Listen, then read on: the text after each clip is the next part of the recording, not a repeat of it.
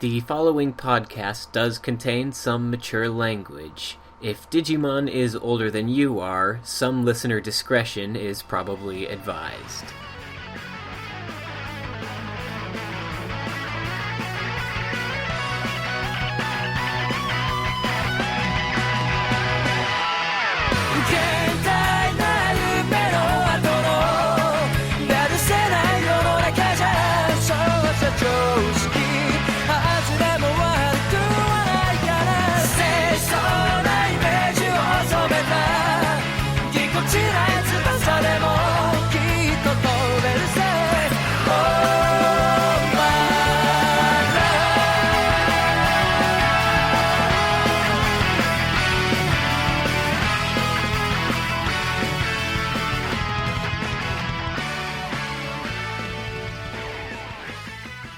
Hey everyone, I'm Andy, aka Buggy. Joining me today are Tom, Chris, and Maduin. Hi there. And today we're going to be talking about Digimon Adventure in anticipation for Digimon Adventure Tri. Guys, it's actually coming out. Less than a month away. Oh man, I am so stoked for this, man. I remember when the news broke about it. Was one of the best days of my life.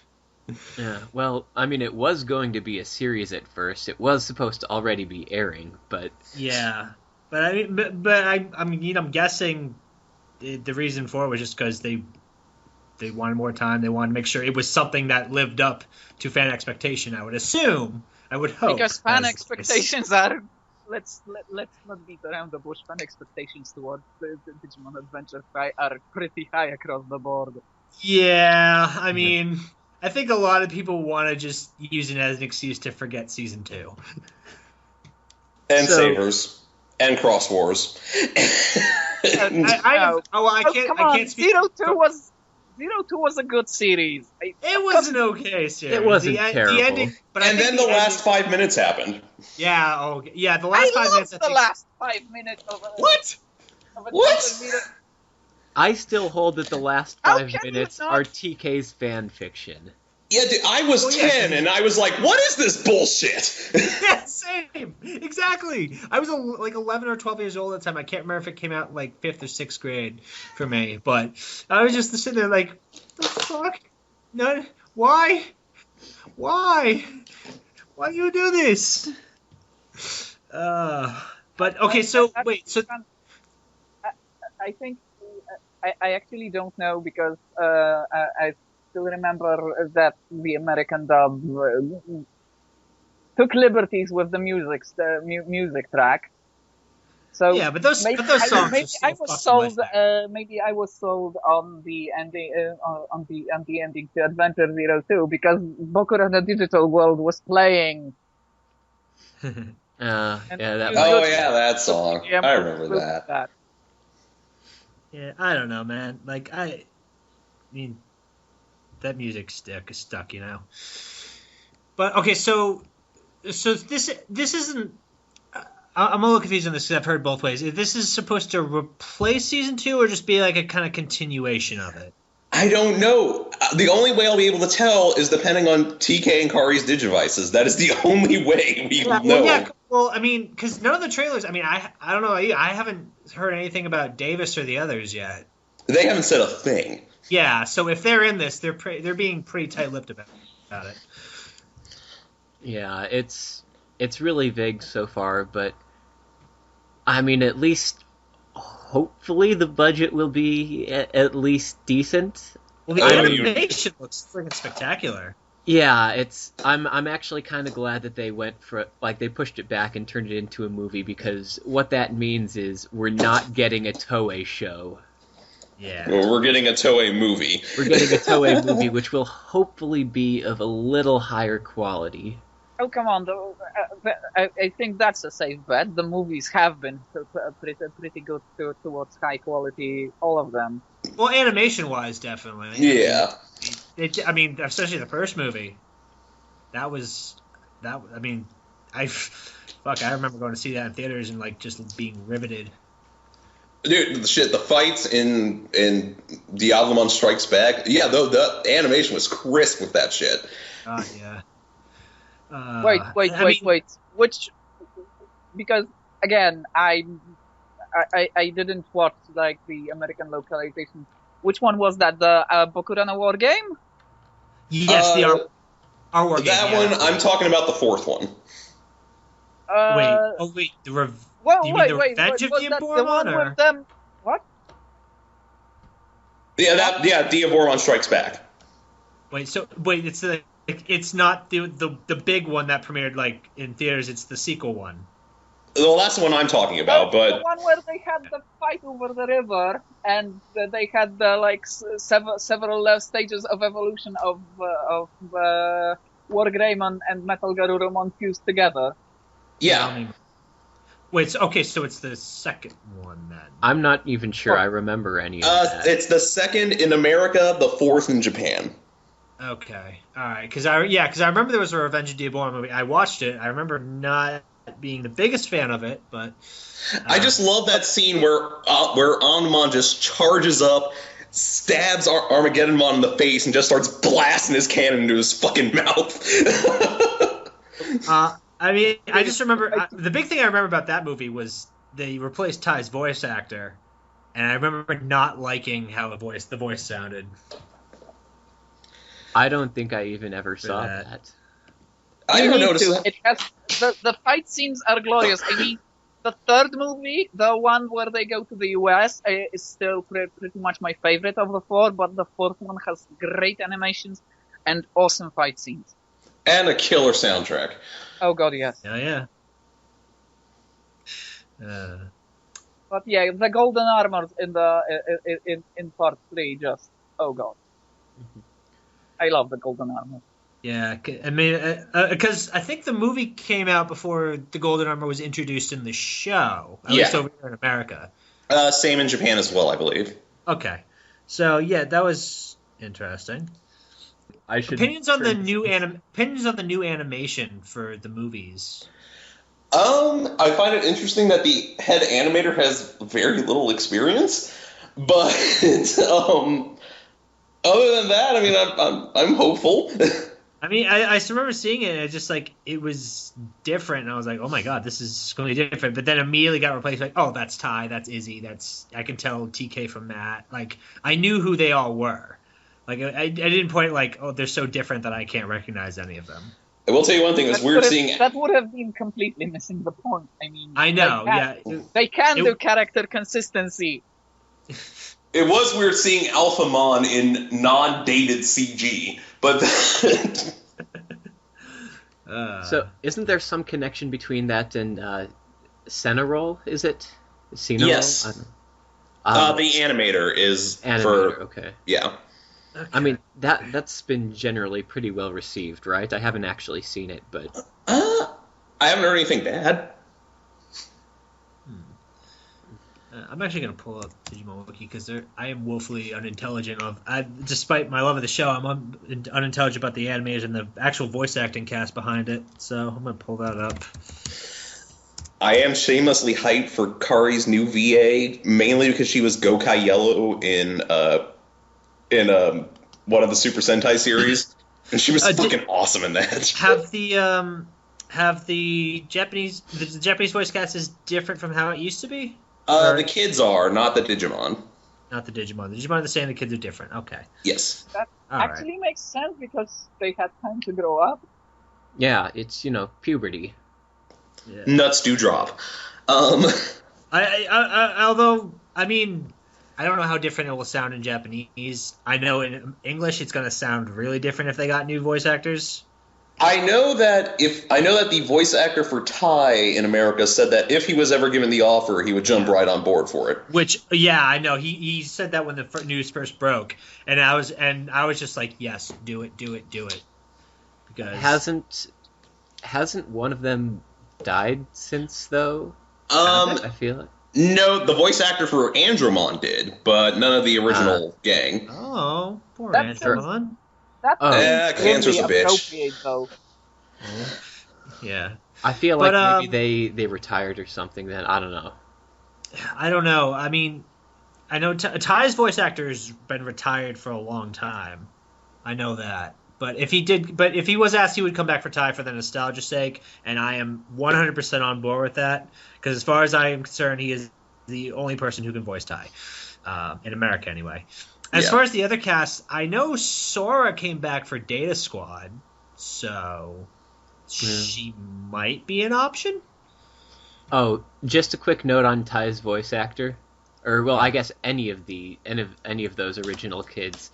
I grew so used to hearing them growing up that whenever I hear them in any other anime, I'm like, oh, that's that person. I cannot take like I watched Last Exile's dub. I cannot take it seriously because Ty's voicing a character in there.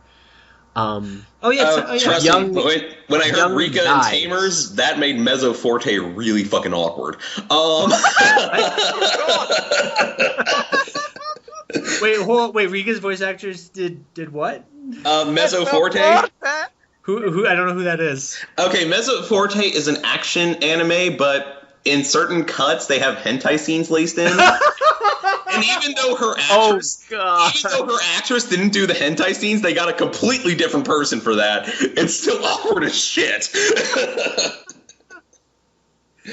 Oh my god, that is beautiful. The killer part, Mezzo Forte is actually a decent anime without the hentai. God, that is incredible.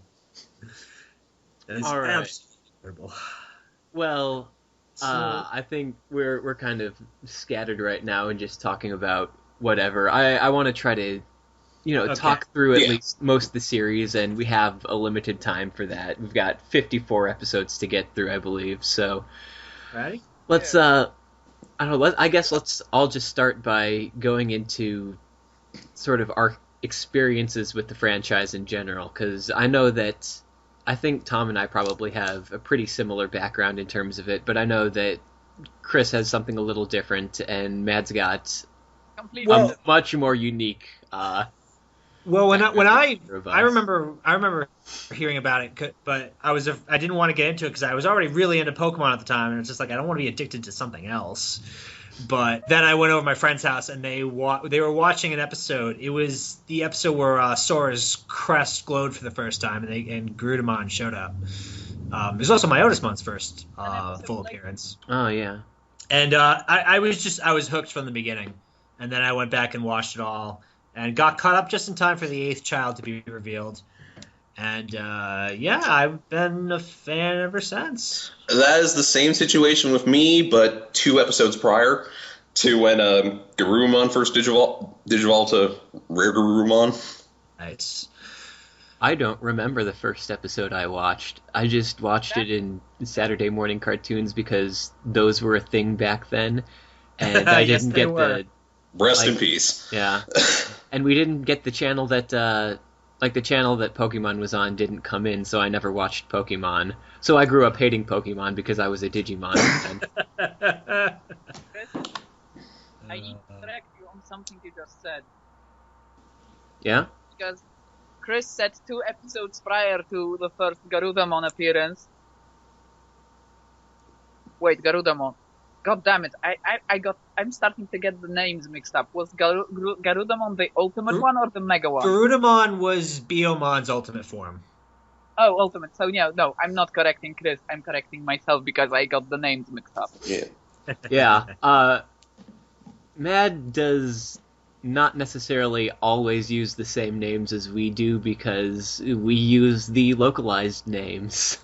At least for Adventure in 02.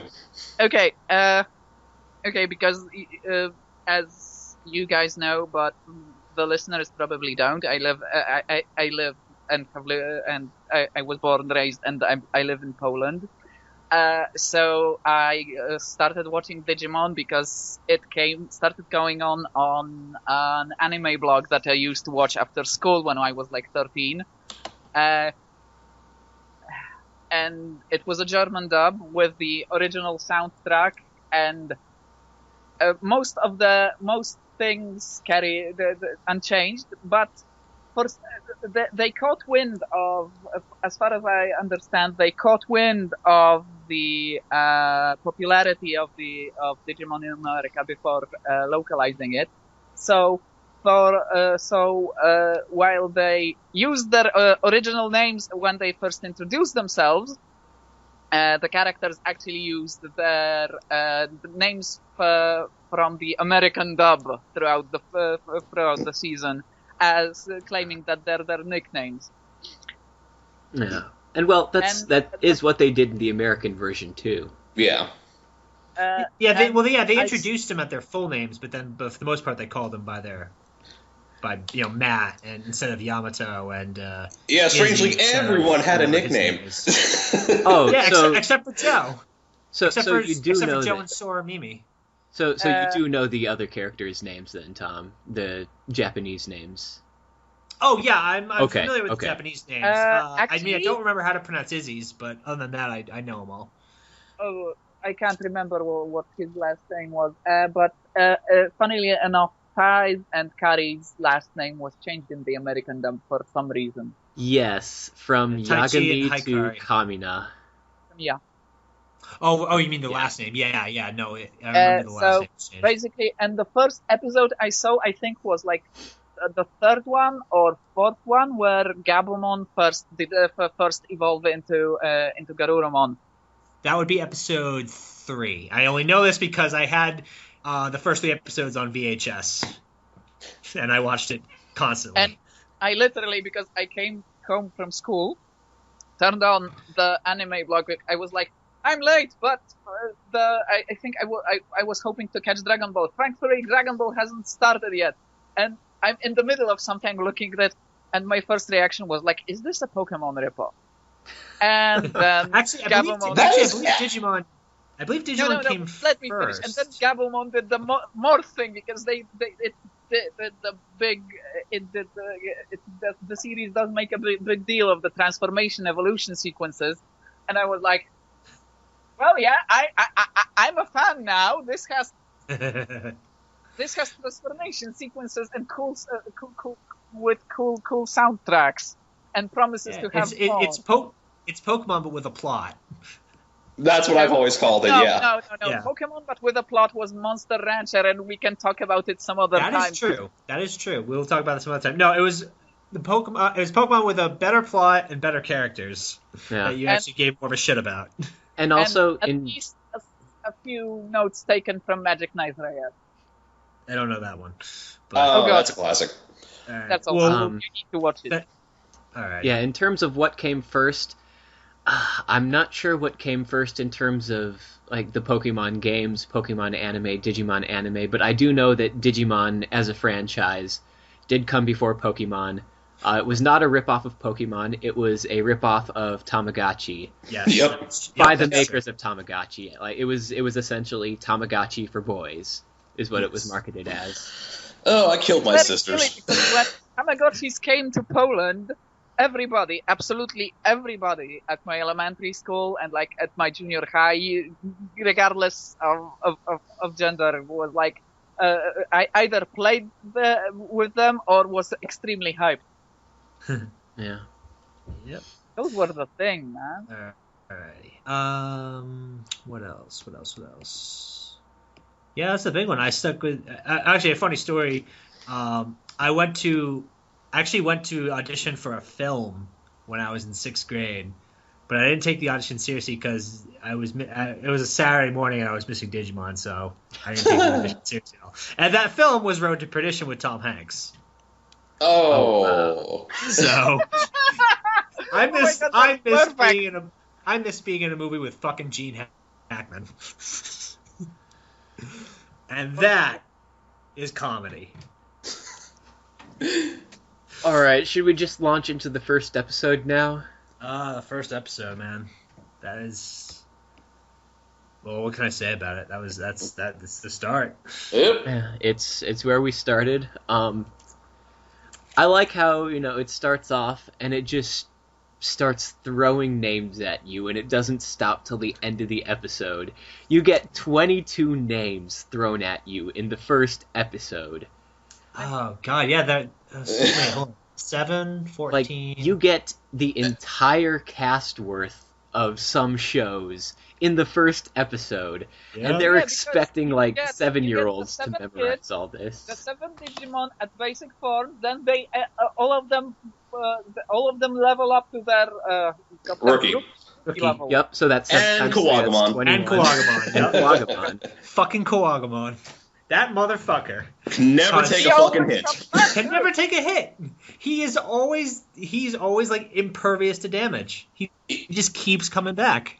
Well, I mean, their method of fighting him was trying to kick ass and chew bubblegum, Yeah. and they were all out of kicking ass. Yeah, but it's just like in the first episode he gets away. In the episode later on he gets away. In the third episode he appears and the attack goes right fucking through him. And so they never had an actual showdown with Kawagumon, which I think desperately needs to happen. Oh, and then he later shows up when, at the end of the Myotismon arc, and fucks up a plane. Yeah, no, the thing and the Is it the electroshock same goes one, right though? through him. No, seriously, isn't the same one though? Well, that's up for debate. Yeah, we're gonna say it is. Yeah, because we never see Calling another this one. right now, though. Calling this right now. The Implied. primary villain of Digimon Adventure Tri is going to be Kawagumon. Well, he is going to Going appear. to stomp them. He's going to appear. The trailer showed that, so I'm thinking it's time for some motherfucking payback. Nice. So, yeah. Alright, then I guess the other thing that there's really not too much actual material in the first episode other than introducing everyone. Well, that's But it's- basically the whole arc, the whole first arc with the Devimon and the Black Ears. Yeah. Is basically just introducing people that are going to be very important later on down the line. Well, then again, originally the show was intended to be 13 episodes long, so I'm not sure what the hell they were doing with that. Well, they basically just get them all to champion. I mean, the whole. Oops, sorry. No, because the entire File Island arc actually didn't only introduce people and characters. It introduces the viewer to the entire mechanic of how the world, the digital world functions.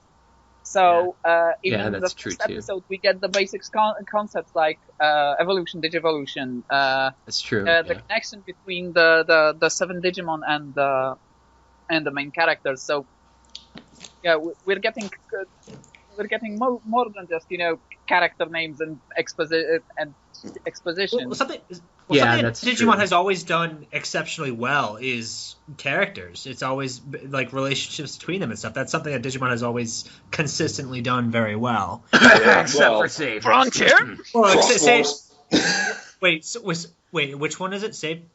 Data. Savers and Crosswords are god Oh, fucking those awful. those are the last seasons. Okay, I haven't Yeah. watched those. I haven't watched those, so I cannot give I any opinion off on them. after Tamer because Frontier was like Frontier made me go what? Frontier was an interesting approach on things. Frontier was a It had very nice good visual season of design, Power and I loved Rangers. that. Yeah, Frontier was was good up until about towards the end when it just became so repetitive. It happened when everyone except the two main guys became fucking useless. Yeah, So pretty it basically much. became Well, even from Dragon the beginning, they were kind of useless. Yeah, but at least they could fight. Yeah, true.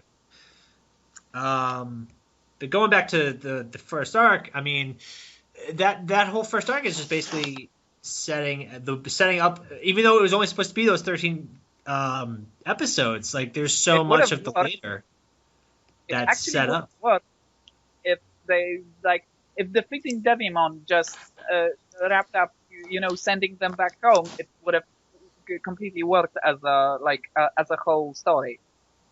Yeah. It would have. It wasn't really to that last episode that you got the feeling that there was going to be something more. Because Devimon says there are others that are like me and worse. Which at the time, it was like Devimon was fucking terrifying. Oh god, yes. So- But yeah, it was mostly because the File Island was like this separated little noob zone for beginner players, basically. Yeah, it was the first time the kids had been split up like that too. That was actually that episode where they were all separated. I remember feeling genuine dread at that Because it was just like, oh my god, how are they going to find each other again? Yeah. How are they going to get their clothes? Yeah, because they're all fucking naked. Yeah. But I was taken aback by the character because I mean, I want to say Digimon was at the cusp where characters sort of started becoming more realistic. Like, Izzy's adopted, Matt and TK's parents are divorced, Sora has a very turbulent relationship with her mom. That shit you normally didn't see in cartoons. Well, a lot of that was also work of the dub, because I think in the original Japanese, Matt and TK's parents were still together. No, But they at weren't. least separated. That was a major They were plot really point. separated. Yeah, in the that dub. was a major plot point of the series, that their parents were in separation, and Takeru actually, like, his last name was his mother's, and Matt's was his father's. Yeah, His dad, yeah. the dub didn't handle it too terribly consistently. I think they went from like being I forget what exactly it was, but like their family situation was given several different explanations before it actually solidified. So speaking of which, as long as we're on that topic, let's talk the dub a bit and some of the changes that they made. So many jokes. Yeah. So many inappropriately timed jokes. Wait, in the dub or the sub? In the dub. Wait, refresh my memory, because I might not remember. Okay, I'll put it this way. After they beat Myotismon in Tokyo and Apocalymon descends upon them, and they get their megaforms for the first time, and wait, I think I'm getting stuff wrong. Basically, when they have this big fight with Apocalymon and he starts pontificating, and in the dub he has this entire bit about, yeah, why does everyone get the pizza when all I get is the crust? Also, I think that his that's first one line... of the things that actually pissed me off in the dub, not even the inappropriately timed jokes. I mean, I get it, it's a kids series. Even the original version had like an overdose of really bad fun. But, now, it did work for Piedmon. Holy shit, did it work well for him. Oh god, yes. But the thing is, they cut out in the American dub, they cut out a lot of things. And I understand why, because they have different children's ratings in America compared to Japan. Yeah. But like, again, during the entire Apocalymon speech before they fight him, there's a moment that he does something that the kids either flinch or look away, and that moment in the American dub is cut out. And in the original, what Apocalymon does is he grabs his arms and burrows his claws into himself. Oh yeah, I remember that. To demonstrate his healing ability. Oh, Jesus Christ. I'm actually kind of glad they didn't put that in. And yet they kept in Venom Myotismon's crotch monster. Oh, that Myotismon was fucking terrifying. Oh dear. Yeah. He was until the crotch monster showed up. Then it got really silly. Yeah, that got fucked up. Bringing this back to the first arc for a bit, I'm actually going to take a bit of time to defend the dub, because like it has a reputation for taking a lot of liberties, but I think it actually did really well in terms of localization. Like you look at the names you look at the name changes that they made. Those name changes weren't completely arbitrary. You have Joe, whose name is, pronounced exactly the same way as an American name. You have Sora and Mimi, which they left untouched, which was close enough. Taichi, they just shortened to Tai. Yamato became Matt, which was close enough. Takeru was TK. There's only one I don't really understand, and that's how do they get from Koichi to Izzy? Yeah, because Izumi is part of it. That's his last name. Yeah, that's his last name. That's his last name. Yeah. Okay. It was short for Izumi. All right, that works. So all the name changes they made had at least some basis, and when they introduced the characters, even in the American version, they gave them, well, these are their actual names, but we're just going to be referring to them by their nicknames. Which is a you good way know, to set it up. except for the change from Yamagi to Kamiya, for some reason, I don't know. Although Kari Kamiya has a nice ring to it. The only Yeah, thing it I can does. think of is like the joke that everyone makes about Death Note, how, Yagami is I'm a gay spelled backwards, and that they were worried that kids were going to make jokes about that. But that's Well, Which we would have. We would have. We're Americans. That's what we do. Oh dear. but like they go to the trouble of changing their family name and then don't bother using it at all anyway. So Well, they kind of do later down the line. some, I guess, yeah. Yeah, and I mean, I know they changed the doorstop to read Kamiya on there, but that. Yeah. Yeah. But then the other thing with the dub too is, like, I watched about the first arc of it subbed. I'm trying to get around to watching, the entirety of a Digimon Adventure I still sub. need to watch the subs. I've never watched Yeah. the subs. No. The thing is, the subs just feel very sparse and empty. Like in the subs, like in the original Japanese, there's this nameless narrator who just introduces all these characters in a row by saying their name. Whereas in Digimon Adventure, like in the American dub, you get Tai introducing all these characters. Tai's the one who's saying that, and that automatically gets you invested with Tai because it shows, okay, well, he's the main character. And then he also provides just this little bit of information about the other kids, which both helps set them up and helps set Tai up because of how he's introducing them. Okay. I think that stuff like that, that's good. That's something that, if you're going to make a change like that, I'm not going to complain about that. Right. Yeah. I mean, the dub's all I've ever known. I have no complaint. It's my love. It's my boo. So I'm not gonna. I can't really compare the two. But I'm a would dub need to man. go back and look it up because I'm pretty sure that because that makes sense from an American perspective. Like that's how you guys how you people do storytelling with the personal angle. But I'm pretty sure I'll need to go and double back because as far as I remember, the narrator in the beginning of Adventure was an example of bookending because as far as I'm aware, that was Janai. Jedi? And see, I interesting. didn't get far enough to know that. It's interesting. I'm pretty sure it was Janai. I'll need to, relook it because that again, that's how the Japanese do it. They will put in things that will make more sense that after rewatches. Right. Yeah. Okay, so the first arc really kind of is mostly just setting everything up. When we get off File Island and move over to the server, that's when I feel like the series really kind of starts hitting the ground running. Yeah, and I mean, the first arc did have some really good stuff. And it had memorable It had characters. the Andromon episode, Yeah. okay? It had It's the just- Andromon episode.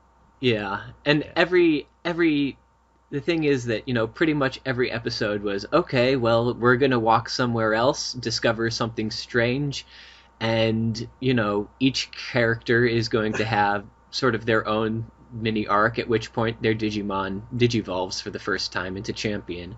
Right. And then they get separated, and, we get more character dynamics out of that, and that was good too. But Yeah. it's, most episodes kind of follow the same pattern, and it gets kind of repetitive.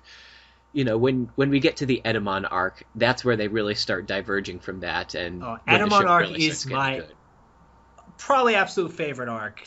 Dark Masters might beat it a little bit, but I enjoyed the Myotismon arc. Yeah, I'm a Myotismon's arc's great. I'm not going to deny that. But there was I'm with something Chris. about the Etemon arc for me, like it just. I feel like that's where I think it's just because that's where you really kind of see what the show has to offer. Yeah, Etemon arc shined more as a character arc because I never felt threatened by Etemon. But No. Well, There the was Etemon one arc was thing very much that was about. threatening. The Etemon arc was pretty much Ty's arc when you think of it from beginning to end. Like the first episode was him finding the crest. The second one was the Skull Greymon bit. Him fucking That, up oh something god, fierce. that frightened the shit out of me. That was like, Oh, Skull Greymon Oh. scared the shit out of everybody. No, but then the By next two the episodes were him power of just kind of dealing with the aftermath of Greymon. that. Yeah. Yeah, then the next two episodes were him dealing with the aftermath of that, and then you had the pyramid, which was him facing the fear that he could, if he dies here, he's dead in the real world, and then kind of overcoming that, and finally unlocking the real Digivolution for his partner. I think like the Etemon arc was very much Ty's time to shine, Yeah. whereas the Myotismon arc, the first bit of it was pretty much for everybody else. okay, because I really need to rewatch this, but I'm fuzzy on the episode order. When did the episodes where Tai goes back to Tokyo with Koromon? That was the in between the Etemon and Myotismon arc. Yeah, that was the Yeah. end of that arc. Yeah, that episode was so fucking trippy. Yeah. Was I episode love it. 21. I, Just Episode 21. all these muted colors, all the... Yeah, oh my god. as a kid, that was just something else. that was heavy. That was really heavy, and that was actually that's still one of my favorite episodes. Yeah. Oh, those last two episodes of Myotismon, the last two episodes of Etemon and the episode where they go back, those three combined is like prime Digimon for me. Like I'm so in love with those three episodes. I'd explain it, but it goes into the more embarrassing side of me, so I'm not going to. Oh, no, please go ahead. I'm a dirty fucking Tai and Sora shipper. Okay. I am fucking trash. Team Takari, sorry. Wait, team what? Team TK Kari. Oh, I like them too. Fuck you, season 2 ending. Fuck you. Oh, yeah. If there's one thing I hope this new movie brings about, it's satisfying at least some of my disappointment. Because that ending made me I don't like to ship things because of that ending. And because of the end of the last arc of season 2 in general. Because the season 1 was so good for me. I never had that problem. And then season 2 skull fucked me. Oh, you never had that problem? Are you saying that you're the type of guy who shipped Sora and Matt? No, Is that what you're I fucking don't saying? Oh, okay.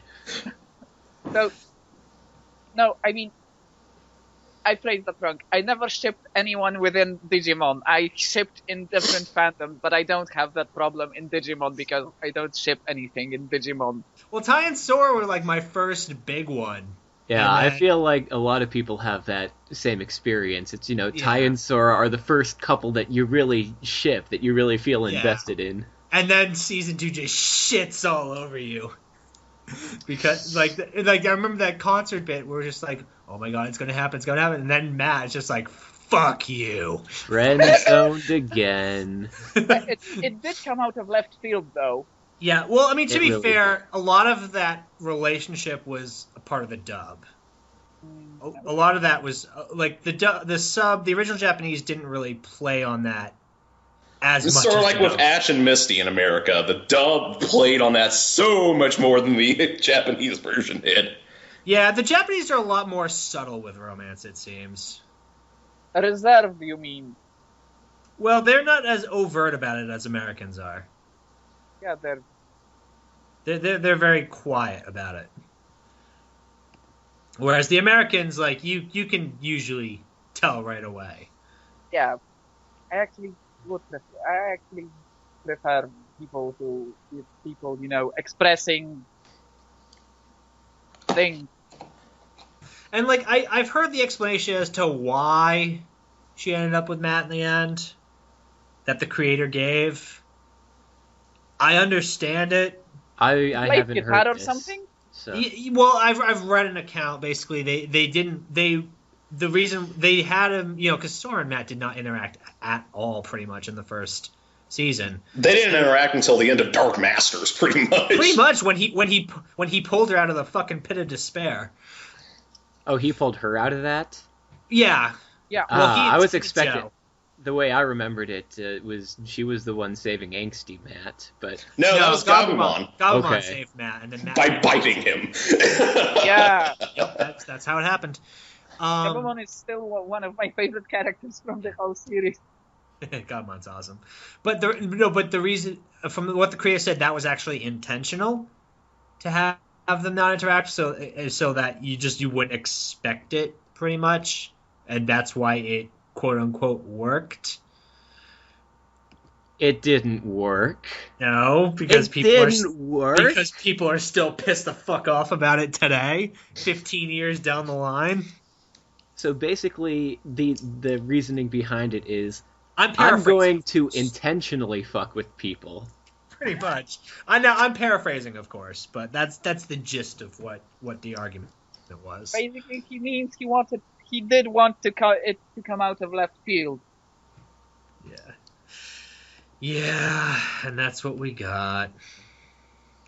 But anyway, but going back to the start of that, like those last two episodes of the Etemon arc basically is what fueled that to begin with, because that was those were two such good episodes for the two of them. Yeah. It was. I think my memory of the Etemon arc isn't really all that high, because it's like I don't remember it too fondly in my mind, because I remember like there's it was that whole yesterday. stretch of there's this whole stretch where we're not getting any new Digivolutions.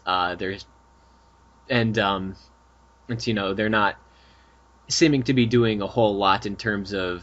Well, they're getting their Yeah, And you they're were getting a lot. really bad They're getting a lot of Elvis stuff. Yeah, they're getting the crests that will allow them Yeah. to, and that's Yeah, and because the crests were meant to allow the characters to grow more.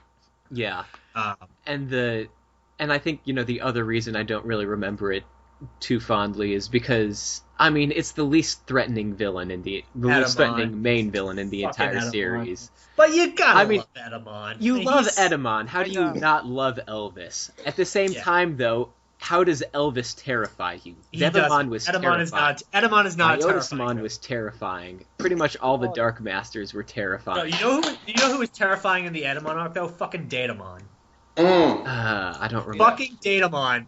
Oh, that- Datamon, yes, Datamon. That little shit. He was terrifying. Because he was so fucking manipulative. But that's basically what the Etemon arc is. It's this really fantastic arc that just happens to have a comic relief villain instead of a main villain. Well, another way to look at it is that it's kind of an in-between arc. Yeah, we're getting the crest, we're kind of killing time before the next really big bad. And Etemon was at least a strong villain. Like he could pick, like he fucking picked up Ikakumon by the horn and spun him around. Like for a non-threatening villain, the motherfucker could bench press like all 7 champions. Yeah, he was an effectual. He was an effective villain. He just wasn't one. Son of a bitch killed Leomon. We'll get to that down the line. Oh my god! You guys killed Leomon. You bastards! And thus began one of the bigger running gags. Dead cat walking. Oh, can we bring up the inconsistent pronunciation of Angemon? Yes, because from season 1 to season 2, it did change. Well, no. For the first half of Adventure, it was Angemon. Then it sort of switched in and out between Angemon and Angemon. And then season 2, Davis's pronunciation of it. He slipped back into Angemon for a minute, and then It was like Angimon. He pronounced it Angimon, Oh yeah, he did, didn't he? which was like, what the fuck? Yeah, he just said his fucking name. How are you pronouncing it wrong? Yeah. So yeah. Yeah, that was. It's not hard to pronounce Angel. So you think you'd kind of just I don't know, I'm kind of glad they stuck with Angemon, though, because Angemon I don't know, it gets really measly. Yeah, I know it does. It just doesn't sound as badass. Yeah, yeah. Angemon sounds legit. Hey guys, I'm Angemon. I'm Yeah, you got I fight the Angemon! forces of Angemon! But oh, what else? The fucking but I mean, so the Etemon arc we have. So all right, let's go in order. Devimon arc was introduced the characters. Etemon arc was kind of kind of getting into deeper with them. The Myotismon arc, that's kind of when shit gets real. Oh dear. Because now we've got this terrifying villain with these mass powers, and he's now in our world. Yep. And I think that I think this must have been like some of the first episodes I saw, because this is where I really started to fall in love with the show. Yeah, that's when death started to become a very real concept. And let's be honest, because the Myotismon arc actually introduced Gatomon, and she was introduced as a villain, and she stomped over everybody. Gatomon was awesome. For demonstration of prowess. Wizardmon was the shit. Oh, God, Wizardmon! Oh, Wizardmon! I was surprised he got killed because he cheated death. He cheated death before. I wasn't expecting him to die. I know, but and when he died, I mean, like, he really died. He was the deadest character in Digimon Adventure and Adventure 02. Well, next to Waymon, who got fucking blasted. Oh, yeah, no, but that was kind of the beginning of, like, Myotismon arc kind of just showed death has consequence, which for me at the time, because before this it was just Pokemon. Nobody dies in Pokemon. You just get really bad boo-boos. Yeah, and even, it had been established earlier in Digimon, where, back in the first arc, that, when Digimon die, they just become an egg again, and you just have unless you die in the real world. Yes. And then... Because then you become a ghost. If you die in the real world, you die in real life. But, yeah, but there was... you definitely got that feeling that the stakes were risen. Like, there was the fog, the Bakumon were all over the place, giant monsters, which, I mean, for Japan, that's nothing new, but... Yeah. How did he get all those through the gate? Jesus shit. Well, they went through in shadow form. In Pokeballs. Well, yeah, I mean, there's that. I mean, I can understand Skull Miramon, all the Bakumon, but fucking Mega Seizuremon? Motherfucker was big. You can't sneak him in subtly. Fucking Raramon, Gessamon, Mammothmon. Maybe he had a TARDIS. Oh, that gate was pretty fucking big, wasn't it? Yeah. But I mean, to sneak him into Japan after that. It's like, shit, what are we going to do with you? Well, yeah, that was a bit unrealistic. Also, can we just throw a bit of love towards Demi Devimon? Oh my god, he was one of my favorite characters! Joe Peshimon. I fucking love that little bowling ball with wings. And actually, when Myotismon swallowed him, I was like, no! Oh, the one thing that sticks out about the Myotismon arc, we meet the parents. That was a big thing. Okay, I really loved Matt's dad, actually. Matt's dad was the shit. Boss. Guys, one thing before we move past Demi Devimon completely. Yes. So as much as I hate the term headcanon, it is my headcanon that Demi Devimon is like the reincarnation of the Devimon that Angemon beat. I've had that. I've thought that before too. It is his rookie form. Exactly. So it totally makes sense for that to be the case.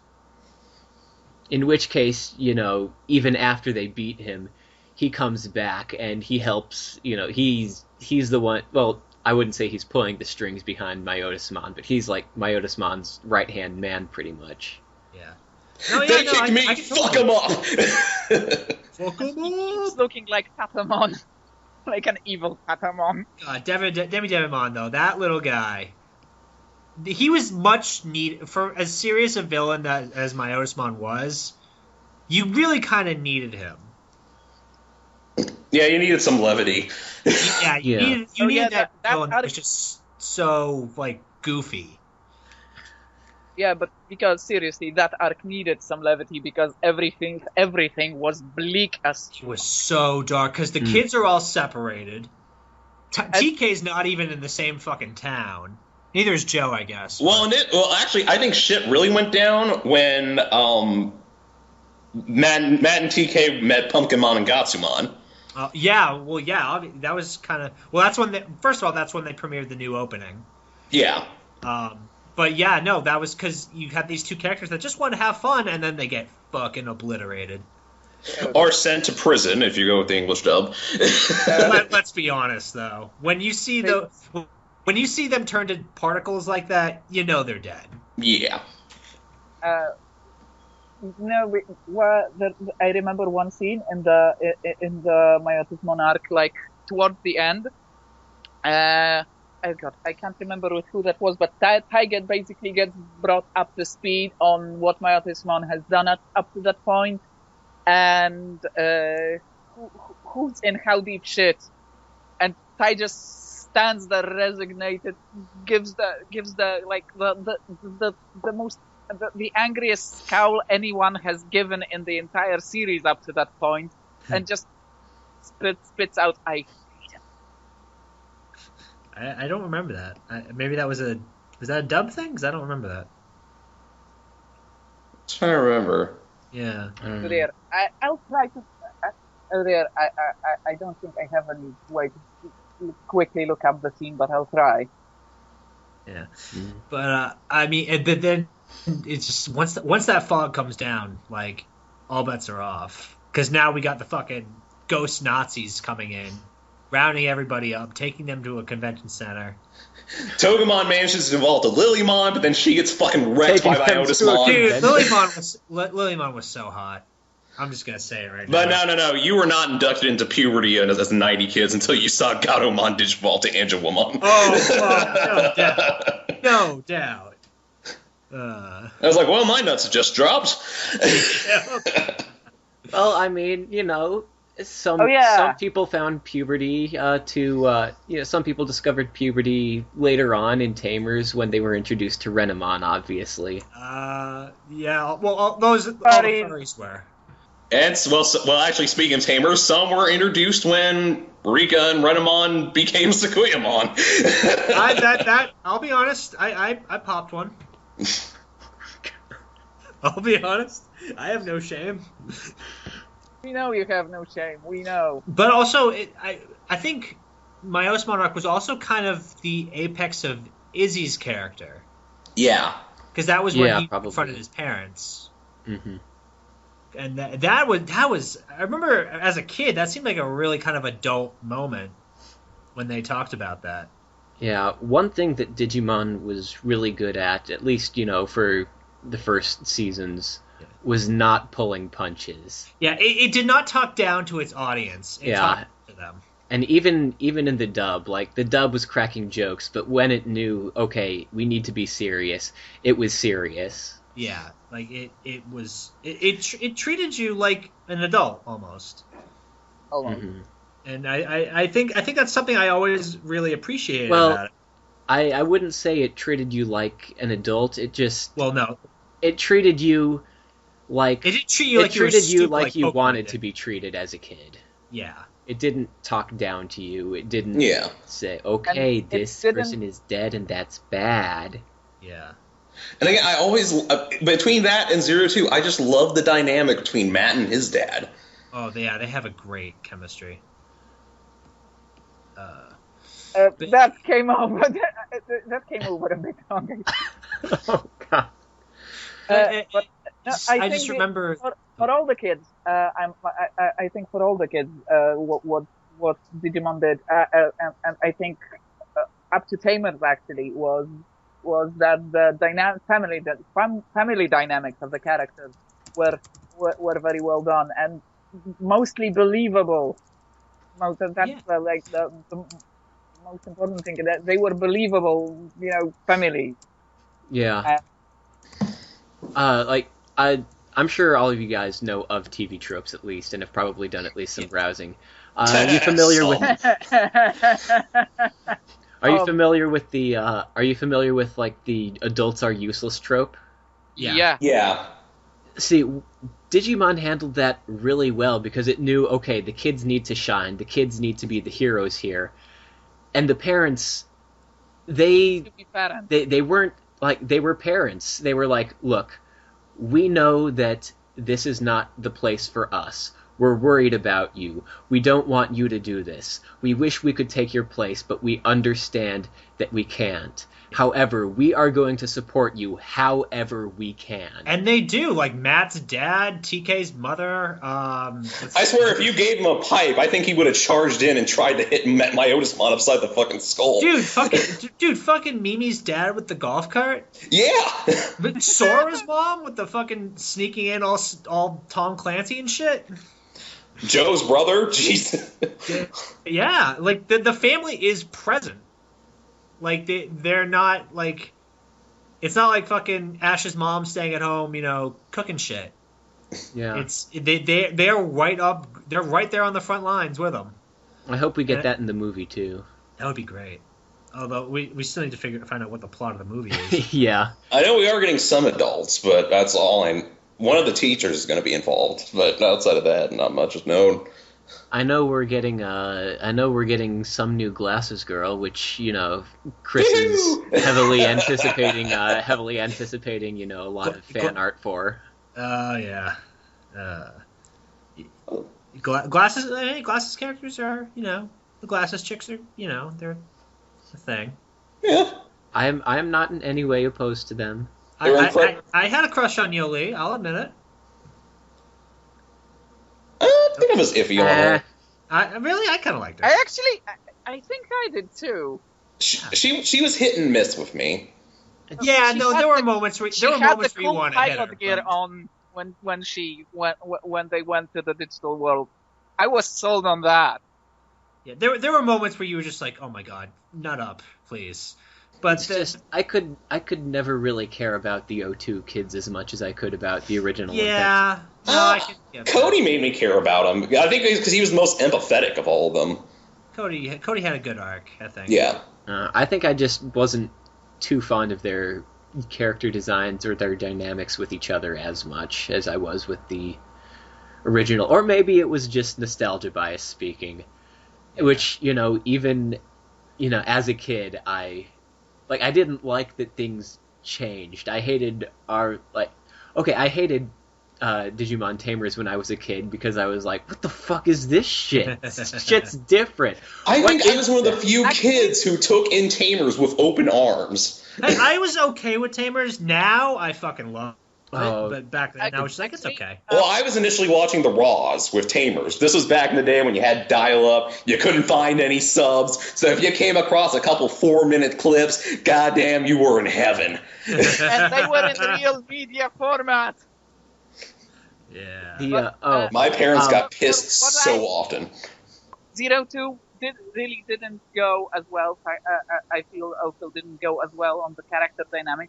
02 tried to be gimmicky, and it introduced a lot of new concepts and mechanics to try to see if those stick and to make. 02 had 6 different writers. That's where the problem was. Was it 6? I thought it was just. Have you noticed how many artists? It was at least 6. Shit. Did you notice how many artists and animators they had? I still remember the episode between in which I forgot what Patamon's and Armadillomon's armor evolutions were. Pegasus, Digimon, Submaриnemon. No. They're Joggle Swamp. Zuchalmon? No, not Zuchalmon. Shakuamon. There we go. He looked ridiculous, but goddamn was he OP. That thing was but basically, my point is that was one of the most jarring moments because the 2 episodes when those 2 fused had so vastly different art, with one really detailed with really really intricate shading for that series, and the other one just let's slap them together. That kind of. And then, But even towards the end of 02, they did kind of start pulling together and getting serious. Yeah, they did. But the thing is that when Tamers started, for me, Tamers was a breath of fresh air, and actually, they doubled down and made a much more interesting story than Zero Two had. I mean, I love Zero Two to bits. It has some of my favorite evolutions. I mean, almost every single armor evolution is something glorious to me. But I like in there how our evolution got downgraded from offensive power to we need to get somewhere fast. Yeah. But yeah, and the no, I fusions. understand I'm always I'm always a slut for fusions. So that. Okay, but so Yeah, let's get back to Adventure. So- One quick note on Tamers, quick though. yes. My roommate, or I guess like he's actually moving out today. So, but anyway, like my roommate, he is like he loves Digimon Adventure, and he will not watch Digimon Tamers. I've told him how good it is. I'm like, what? Dude. No, duh. But his reasoning for that, they're not called Digidestined, and he cannot handle that. He says, I know it's stupid, but if someone overdubbed Digimon Destined or Digidestined every time they said Digimon Tamers, I would watch it. But as it is, I cannot. I've tried, but I just can't because they're not called Digidestined. Well, okay then. apropos, one more last thing apropos Tamers, because before we move on, because Digimon was the first series I joined any fan forums for, Nice. and with the when I was like 14, I think, and we had this theory that some characters in Tamers were actually alternate universe versions of the adventure Digicast. Oh, the Let me- dub! let me- Holy let me- shit! Let me tell you something. Let me Okay, finish. I The entire point was that TK was Yamaki. yes. Or well, actually no. But okay, I have a very big theory on Tamers and how it relates to 0102. I don't know if we'll have enough time for it this one, but some other time I will talk about it. And I have put a lot of fucking thought into this theory. Yeah, let's actually put a bookmark in that. And Yeah. come back and do this again sometime. Yes. Okay, Yeah, 'cause I think we have rewind enough- to Myotismon. Yep, rewind to Myotismon. Well, okay, so the Devonmon. Well, I guess before Myotismon, we talked about Venom Myotismon and had that whole thing because that was basically fucking Godzilla, and the Japanese are used to that. But Yeah. like Venom Myotismon was terrifying, and I remember when Ty and Matt got shot with those arrows, I was just like, holy shit! I was legitimately freaking out. Like, did they just kill off Ty and Matt? Imagine if that prophecy didn't work. Holy shit! I was terrified, and thankfully they aired the next episode immediately after that. But oh my god, I was so fucking scared. Like, oh my god, they just killed Ty and Matt. Oh my god, yay, new Digivolutions, but oh my god. And then the next episode they showed they were fine. I'm like, oh thank god. Oh thank god. Oh, I need a new pair of shorts. Speaking of the Mega Evos, I know in the Japanese version the voices on those were inconsistent. How so? Because, like, sometimes you'll get, like, this distorted, like, Whoa, Greymon! And then sometimes you'll get, like, a, Whoa, Greymon! Every time the evolutions happen, it'd be very digitized, or it'd be a mix of a regular voice and a digitized voice, or sometimes it'd be a regular voice. I know in 02 they just had War Greymon's regular, non-digitized voice. Yeah. Oh, I haven't really thought about that. Yeah. Same with Metal Garurumon. This was in the sub, not the dub version, though. But yeah. it's like they couldn't make up their mind of how digital they wanted the digital monsters to be. But I mean, that was I think like especially that was a big that was like the apex for the whole that was the payoff for like the whole Crest thing. I think. Yeah. Like when they used the power of the Crest to bind him like that. And then kicked the ball into his crotch. But like I feel like when that moment happened, like that was the payoff. That was why we spent all that entire Etemon arc searching for the damn things. Like for this kind of moment where they all glow together and they all come together and they defeat this massive evil that is trying to destroy everybody. I just feel bad that like so many of the other Digimon had to sit on the sidelines for that fight. Well, they all tried. Well, I mean, most of them were already in training form. That sort of sucked right there. But that. Yeah. Hey, it wasn't Frontier levels, at least. Oh, Yeah. thank God for that. Yeah. But because but Adventure I mean, made sure that up through the entire series, everybody had something to do and wasn't obsolete at any point. yeah, no, they gave the characters. Every character had their moment, which I think. Well, I guess that's going to lead us into the next thing, but yeah, where the character growth really kind of reaches their apex, and of course that's Dark Masters. Mm-hmm. Oh God. Yep. Oh God. So, Devimon set him up. Etemon's arc kind of got more into them.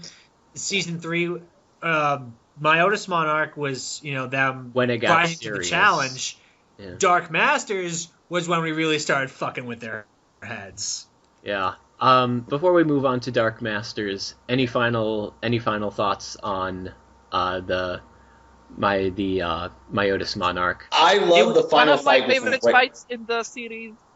It was The fight on the TV station. Holy shit! That only Angemon could put a fucking scratch in Myotismon. and he fucked up Phantomon also. But my favorite fight still remains the one where Garurumon and Angemon were fighting Myotismon. That was Oh good. yeah. It's like, oh, interesting. Oh yeah. Myotismon did a number on Wergarurumon. Holy shit. Yeah, but that just like it was a very suspenseful arc. I just remember every episode being like, oh my god. Like, And again, that's where I thought the dub soundtrack was at its best. That was it. I still remember how do I put this? The dub soundtrack for the Myotismon arc. That was when the dub soundtrack shined at its best. Yeah. There was so much urgency in the fight music, so much just general urgency trying to get through town. Well, I don't know. Hey, Digimon. Well, Hey, you Digimon. really got- champion. I love it. That I love doesn't that fucking scream song. urgency for me. I love that. I love fucking the song, but Well, no, my favorite one's just that. But you got that sense that like these kids Wasn't are that alone in a Rebel town Bolero? where everyone wants to kill them. all right. My final two real thoughts on this are: one, it's a shame that we barely glossed over the whole Gatomon arc just because she has. Do we wanna bring that yeah. up real quick? What? Do we want to bring that up real quick? That could. That's a. I don't know. We could, but then like my second thought, I'm so glad that we got at least one vampire versus werewolf fight in there. Ah, That's of right. course. That I mean, still a better fight story than Twilight. Oh god, I just realized Myotismon didn't wreck Regurumon once but twice. Remember during the rooftop fight, he like knocked Regurumon over. He was clinging to the side, uses a Crimson Lightning, just whip him right off. Yep. So I don't know. Do we want to touch on Gatomon? I think we should because that's also a really important arc because it was the and first time Kari. that a villain. And Kari, we They have barely iced even talked Wizardmon about for Kari. her development. Well, it was important because there was a villain that crossed over to the good side, which Which kind of, she kind of turned out to have been destined to be a hero that was corrupted to be a villain, then came back to where she should have been the whole time. Yeah, and I mean, Kari, I love Kari. Kari's She's great. kind of a plot device, but I love her to death. She's, because she's Kari, she's cute and she's innocent. And she's And for someone so frail looking, she's pretty emotionally tough. yeah, because she's sick for a lot of the show. Like she's got some kind of illness. I don't remember exactly what it was. She has a case of the plot sickiness. I actually thought it was pneumonia. Actually, for all I remember, because she didn't go. that's actually, as far as I remember, in the original version at least, it was just like a cold or a flu, something, something It's common. only I Japanese just assumed, common cold. I just assumed it was pneumonia, but yeah, No, I she was guess just that could work. because she didn't go to camp with them because she fell ill. Yeah, she was sick. Yeah. Well, I mean, But- it was probably really just a cold or something. that- That's a thing in that was- Japan. But the thing was, she was sick when she was little too, because there was that whole thing when she had to go to the hospital. That backstory was I wasn't sure what to think about that story when I first saw it because it's like, God damn, Ty, you're an asshole. But he was also young. It does really say a lot about Kari, though, about who she is as a person. She's, Yeah, so, well, And yeah. sickly, but, she's she's so strong. generous though. and She's for as weak as she is, she's very strong. Remember Ty's mom slapping him upside the face for that. The fuck were you thinking? But I think, well, I mean, it's also something that you feel Ty really regrets. But let's get to that when we get to Dark Masters. But Yeah. but the thing about Kari is that this sick character forms a relationship with this villain, and together they form probably one of the strongest duos of the entire series. Mm-hmm. And I think it was a good lesson just for, I guess, for kids. I don't know, but oh god, what am I trying to say here? The lesson, taking stray cats. They might be a Digimon. Yeah, and I mean, we talked earlier about how the Myotismon was really where Izzy's arc was at its peak. I think that Myotismon's arc was really the story of Kari and Gatomon. Yeah, very much That's so. who are the real much. heroes of that story. Absolutely, yeah. They were the With ones. one included martyr. Well, with poor Wizardmon, yeah. Yeah. Uh-oh. But the character arcs were not. They reached their peak during Dark Masters, like that for the rest of the cast. Yeah. Like, that was when we really kind of brought it all home. Like, this is where we finally learn the lessons that they need to learn to be different people, to be, the embodiment of courage, friendship, love, all of that. And Which is, if I may detract for a second, which I still find hilarious with Kari, because her full name is her actual first name is Hikari, which means light, and of course she has the crest Yeah. of light. Yeah, And they weren't exactly being original subtle there, version but just, of course, it's And her- her. It has also her something name on it. Something interesting to note. Her crest is a fake. The original crest was destroyed, but she still Was got it? it to work. Yeah, Myotismon crushed it. no, didn't he have a whole bunch of crests? He made a whole bunch of crests. He made a whole bunch of crests, but he kept the original. And when he found out Gatomon and Wizardmon were gonna, fuck him, he How many? destroyed it. No, the one he had in his. I'm Sure, he actually one destroyed fake the fake. crest. No. I remember the one he kept in his coffin. That one was a fake. The one that he crushed. The one that he the one that was in coffin was the one they grabbed, and then he showed he had the original, and then he broke it. No, I'm pretty sure that was one of the fake ones. I'm pretty sure No. they were at that Well, point. At this point, think- they all look the same. Who can tell what's the original, Yeah. what is anymore? But But also, if it was the original crest that he destroyed, I think the point of that moment, the fact that Gatomon actually got to evolve into Angel Woman, yeah. earlier, The fact that they were able to do that with a fake it's not crest, if it it's was not- the fake. No, I think the point of that is that the crests weren't as much actual conduits as they were, well, symbols. Well, we'll get to that later on. Yeah, that's. Yeah. But I just thought it was important that if it wasn't the fake crest, that they still managed to get it to work and managed to deal the final blow. Yeah. I think. But now yeah, now we've Dark Masters. Dark Masters. I think they did a spectacular job of introducing them and displaying them as actual effective, powerful villains. Yeah. Well, that's also where you really. I mean, Myotismon, you kind of got a sense of it, but this one you really get the sense of consequences. Yeah, first episode is just everyone getting fucking wrecked. Yeah, everybody got curb stomped, and I'm like, Dude, fucking Chumon took a knife to the fucking chest. And also, the one thing we didn't bring up about the digital world, time passes by a lot faster there. So when they come back, hundreds of fucking years have passed for the Dark Masters to set up shop and kick ass. Now, It's talking about these first Dark Masters episodes where you're like they all feel like these really powerful villains. Oh, when I was a kid and when I was first watching this, I must have missed like the first several Dark Masters episodes because I didn't really start. Like I didn't take Metal Seedramon that seriously. I didn't take Machine Dramon that seriously. The reason for that is because of the. It's Puppetmon and Piedmon were the ones that. Well, Machine Dramon proved to be fucking demented. But he only got 2 episodes to shine. He only got 2 fucking episodes. That's the biggest flaw of the Dark Master arc. A lot of build up for some of the fights, like the Magna Angemon versus Piedmon fight. That was over in about 10 seconds. And the Machine Dramon versus Wargreymon, fucking Oko.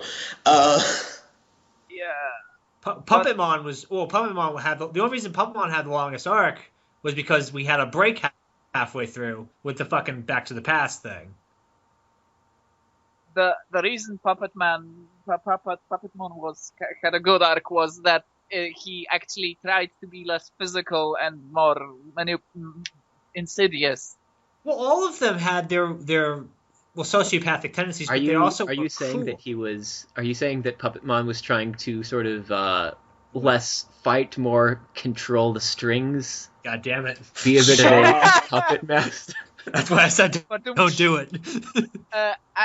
Also, but his entire because this entire thing he had this entire thing between himself and Matt.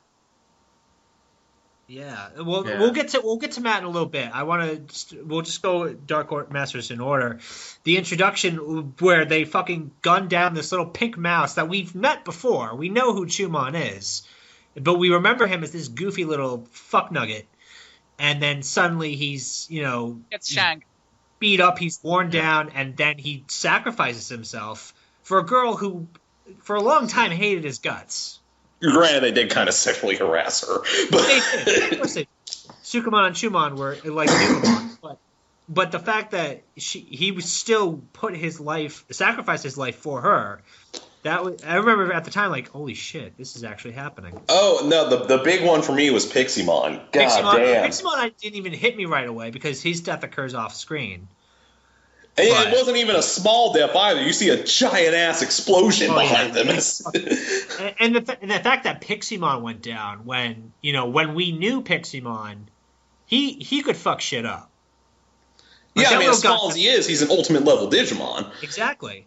And the fact that he couldn't even do anything against these guys when he was the one who was their sensei for his time. Yeah. I think that was a really powerful moment when Piximon got in the way because he was the one who was kind of putting into them teamwork and being together. He was Obi-Wan. Yeah, they looked up to Piximon for the short time they were with him, and he was when he hit him away like that. That was basically it's your turn to be the master. You're the one who's got to step up to the plate now.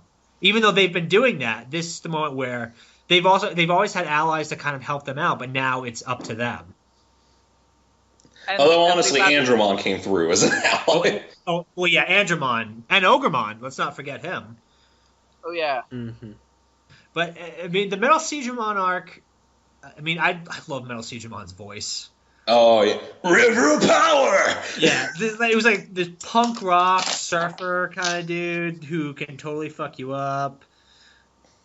I think, yeah, it was. I enjoyed his villain arc, and poor Waymon. Yeah. Oh, that hurt. He got a laser right through his fucking brain, for all intents and purposes. But Metal Seedramon had the most brutal death, I think, of anyone in that entire show. He got ripped the fuck up. The Drummond Destroyer in action. Jesus shit. Jesus, I remember that of being like horrified. Like that was one of the most violent things I had ever seen in a cartoon. it's just like, oh my god, you fucking eviscerated him. Well, what were they supposed to do? What were they supposed to do? No, they have no choice. And that's kind of the point. That's one of the big themes, is that there's so much death and destruction, but they have no choice. They have to keep going. Yeah. And that was the big thing when Mimi and Joe broke off, because Mimi was so tired of the fighting. Yeah, and I think that was what, like, after she was making those graves, right? Yeah. That's one of the images that always just sticks with me from this arc. Just Mimi heartbroken on the beach making these graves for all these friends that have fallen. Yeah. That's so close to one another too. Yeah. That it's a powerful moment for sure. And then from there it just goes downhill with Matt and being manipulated to take on his friends because by Puppetmon and Marlon Brandomon. And fucking Chairman. But the thing about Matt's arc is that he's always been there to take care of TK, and now he feels like he doesn't need to do that anymore. So he's like, "What's my purpose here?" And I think they really played on that, and I think that's really kind of the entire show has been Matt just being the cool guy and being the big brother, but now he's take those away from him, and what is he? Yeah. And that was a really good thing, fun thing to play with. And I don't know, it just that whole arc was just you felt it. You felt their friendship falling apart. A lot of the levity leaves really quickly on a lot of different levels. Yeah, that whole scene when the fight actually happens and Ty and Matt are going at it, and you feel the team just breaking up. Yeah, Raymond and Metal Rumon beating the shit out of each other, Ty and Matt beating the shit out of each other. Brutal. Yeah. It's so fucking brutal. I mean, like, you go back, you look at the previous arcs, the Devimon arc, that had high stakes, but it didn't really start to get serious near the end. For most of it, it was just they were on an adventure wandering around. The Etemon arc, it was, a lot more serious. The stakes were higher, but it had, that huge comic relief villain. Myotismon, there was levity in there. There was, like, it had Demi Devimon, and it had some fun characters in the midst of that. In Dark Masters, a lot of that just really went away. There's not a whole lot of humor in Dark Masters. This is serious. I'm sure we'll get some things, but to bring the mood up a little bit, you know what makes me really sad? What?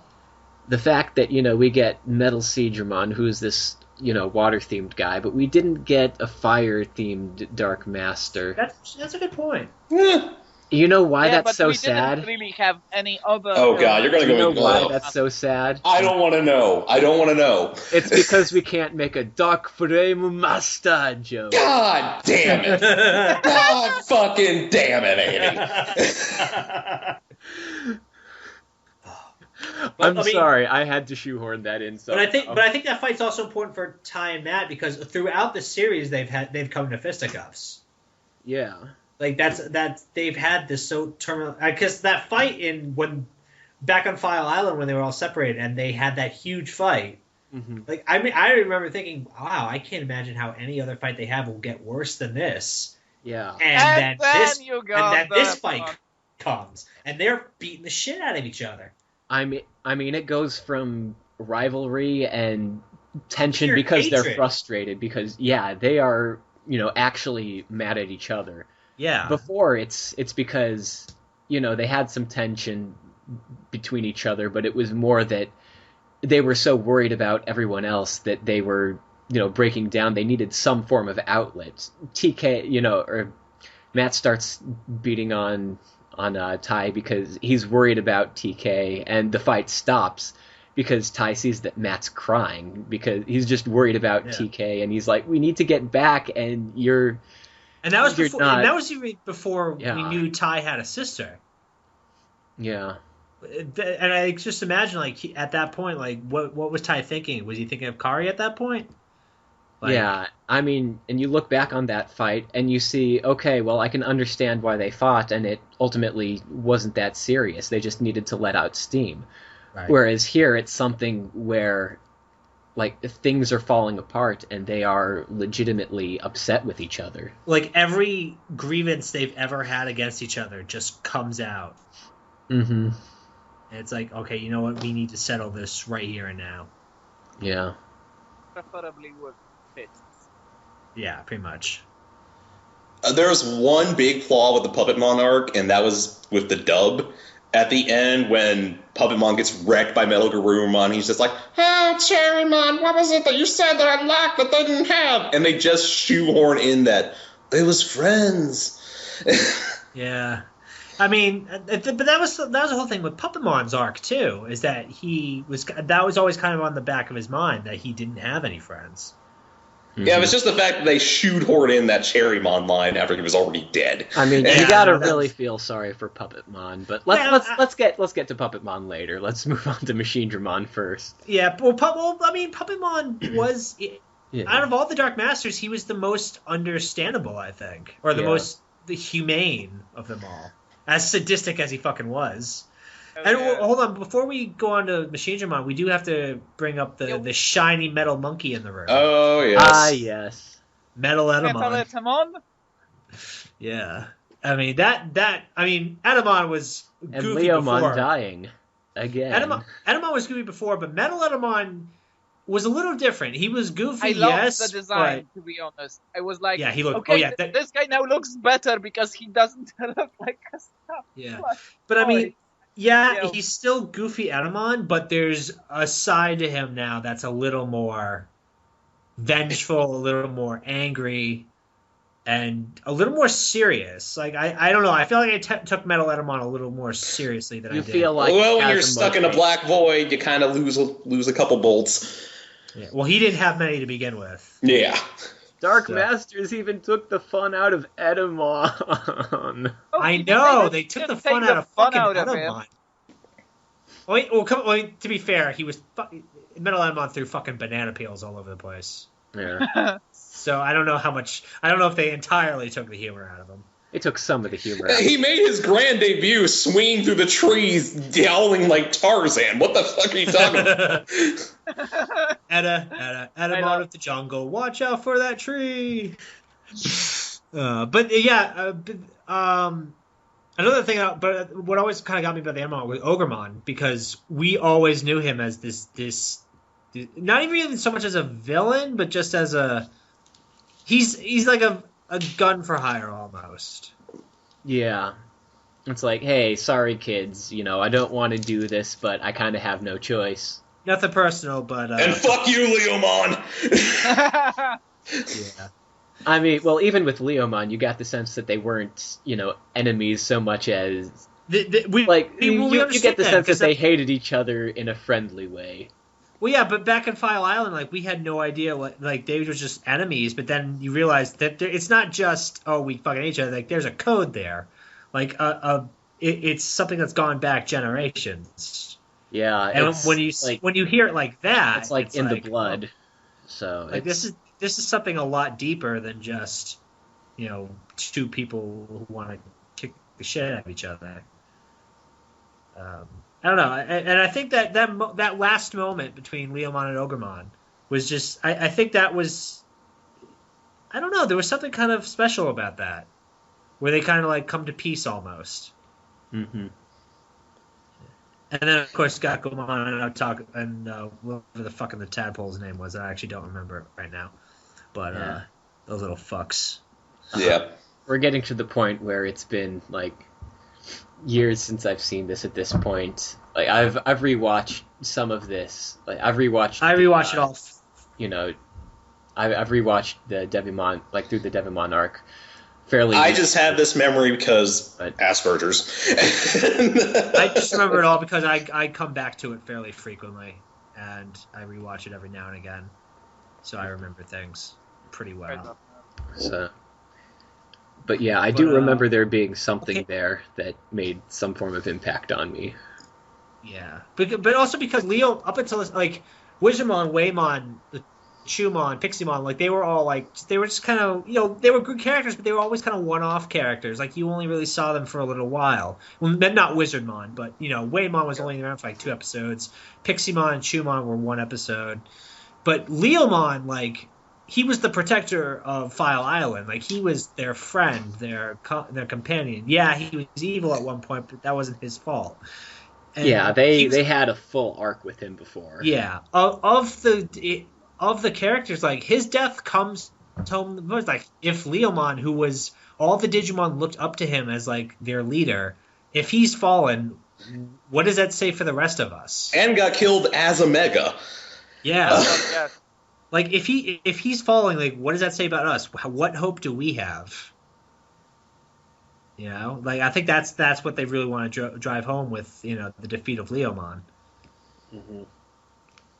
Like, What was that his which is a big thing. Saber? What? What was he like? What was his mega form? Saber Leomon, was it? Yeah. Yeah. Saber Leomon. Yeah. Which is also kind of a badass Digimon.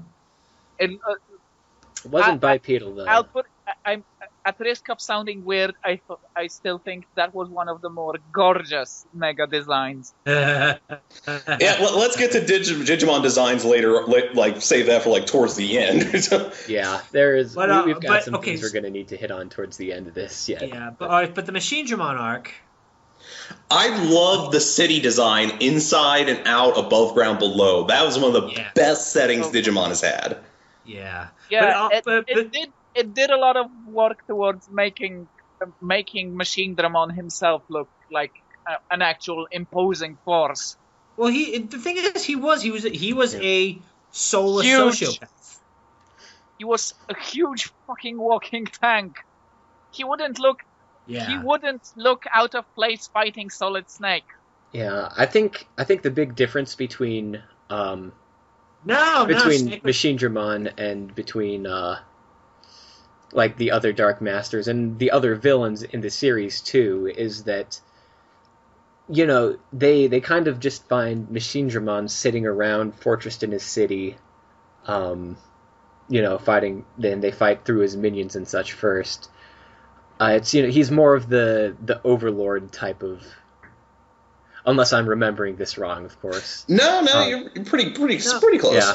Yeah. Whereas, the difference between like, is that I think the most threatening villains are the ones that go in and get their hands dirty, and even if even the ones that just occasionally show up to say hi and leave the protagonists alive just as a show of power, just because they see them as so inconsequential.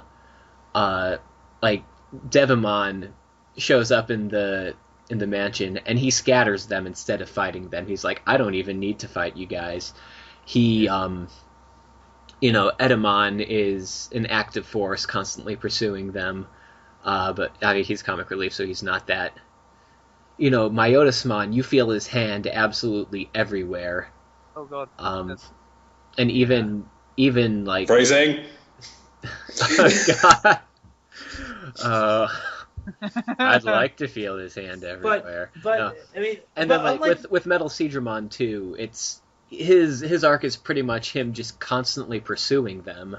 Yeah, and always be like, relentlessly. and almost comically, like, even though as serious as he is, there is a bit of a comic side to him. Yeah, And he's Metal just like, Seedramon "God had damn it." fun. Yeah, because Metal Seedramon is one of those I'm surrounded by idiots kind of guys.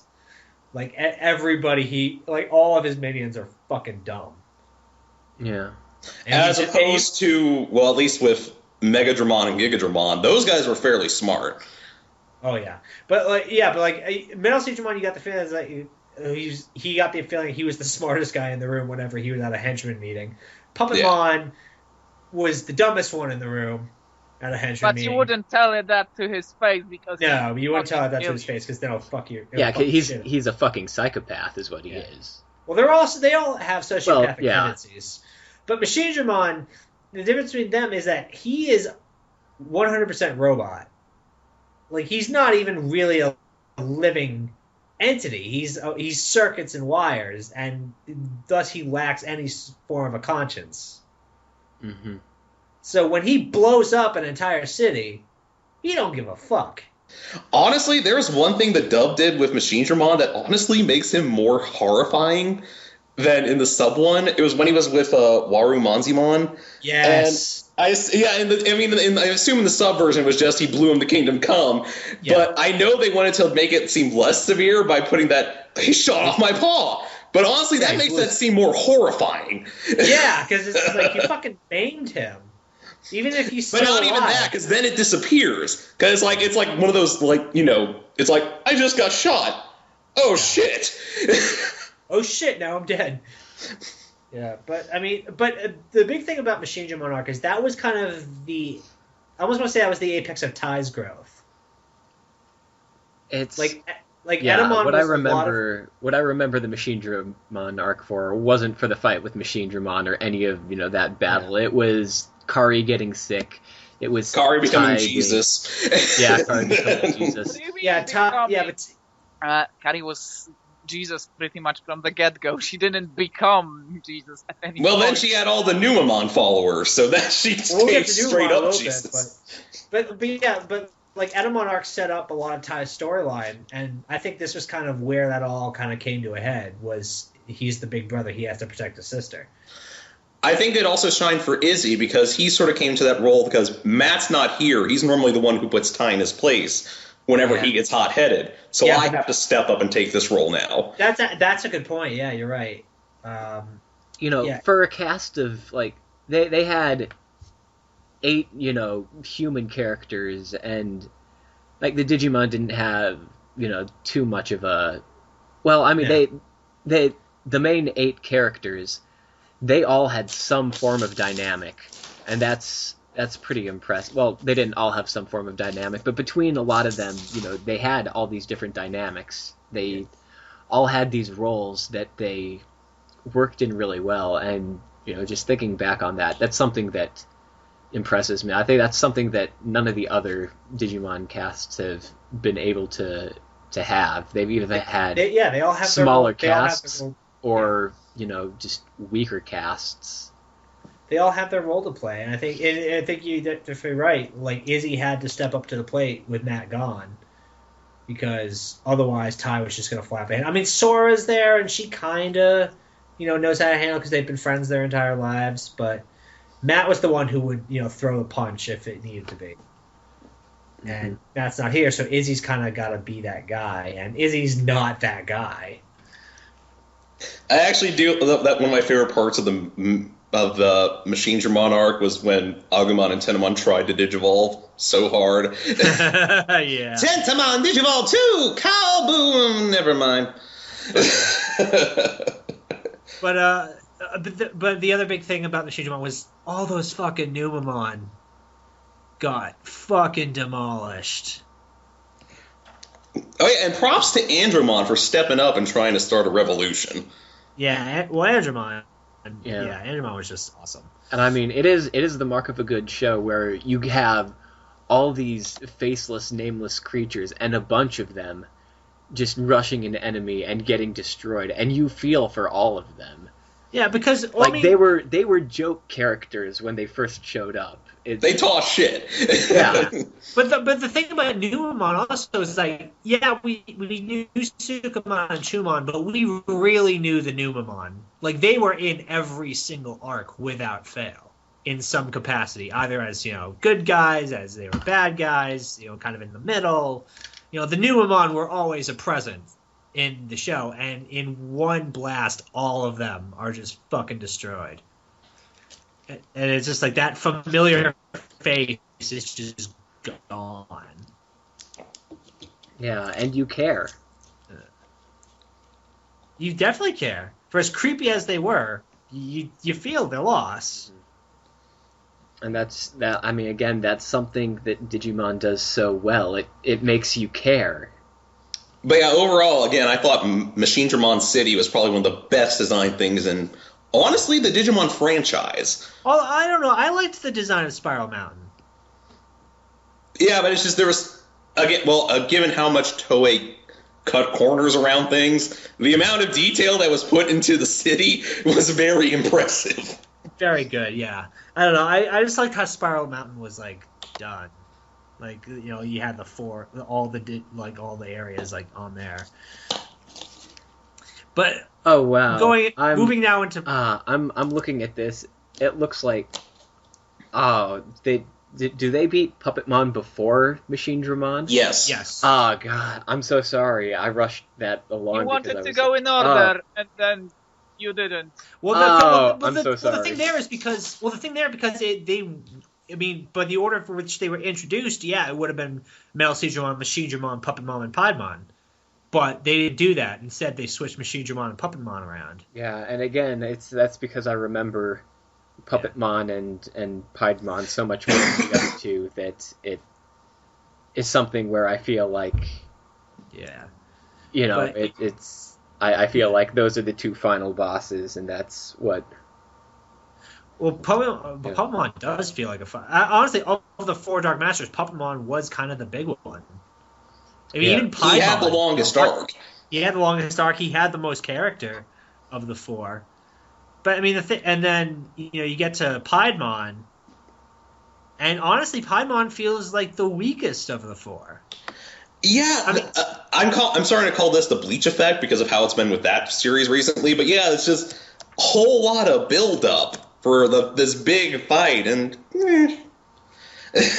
But also, there's that whole thing where he turned him all the keychains. That was scary. Yeah, and he did that all so effortlessly. Yeah, that was scary. That was a legitimately terrifying moment. Piedmon terrified me because it seemed like he seemed like someone who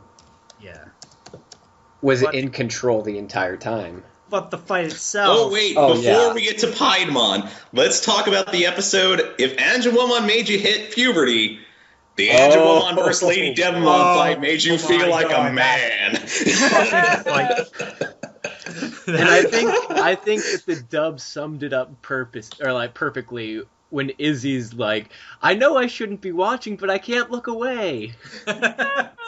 Because that's when they dropped all pretense of this being a serious fight. Like, this was a fucking cat fight. Yeah. Of the most epic degree. Mega Kabuterimon just intervenes and catches Angelomon. Let me go! No, I love that line he does, like, send me the bill. Yeah. I fucking love that line. Like, because I love Mega Kabuterimon's voice already. Yeah. Because he has such a cool, like, deep voice. But, like, that line is just... Yeah, I mean, if and then Kari Lady Devimon and Kari, Lady Devimon and Angelwoman fighting did not make you hit puberty, Mega Kabuterimon's voice in there did. Yeah, it's just you look down, it's like, oh, hey, I have a few extra hairs now. That's weird. But, yeah, no, that fucking fight, holy shit. But then Piedmon, I mean, yeah, he was tough. He had a whole episode of beating the ever-loving shit out of Lord Raymon. But this is also what I get to the point where all the characters kind of hit their growth. Because, like, Matt hits his in the Tunnel of Despair. Sora sort of hits hers. Mimi and Joe hit theirs. Everybody kind of comes together at that point. It's like we've spent the last few episodes, like, the team isn't broken apart, and now that they've had some time away, now that they kind of reassess themselves, now they're ready to come back together and, do this. And again, a further point on Andromon, when Paimon started going on his little doll collection, if I'm correct, he tells the kids, get out of here, I'm going to hold this son of a bitch off. He just has this look of he's proud of how far these kids have come. That even... Yeah, well, because he knew him at the beginning. Yeah. They hadn't even not all of them had even hit champion level yet. And now here they are. Yeah.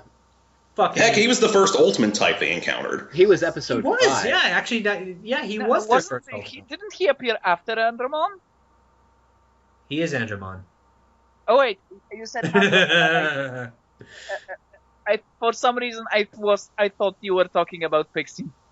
No, Piximon was way after Andromon, yeah. Yeah. But no, Andromon was the first Ultimate they ever fought. Yeah, and he showed up way back in episode 5.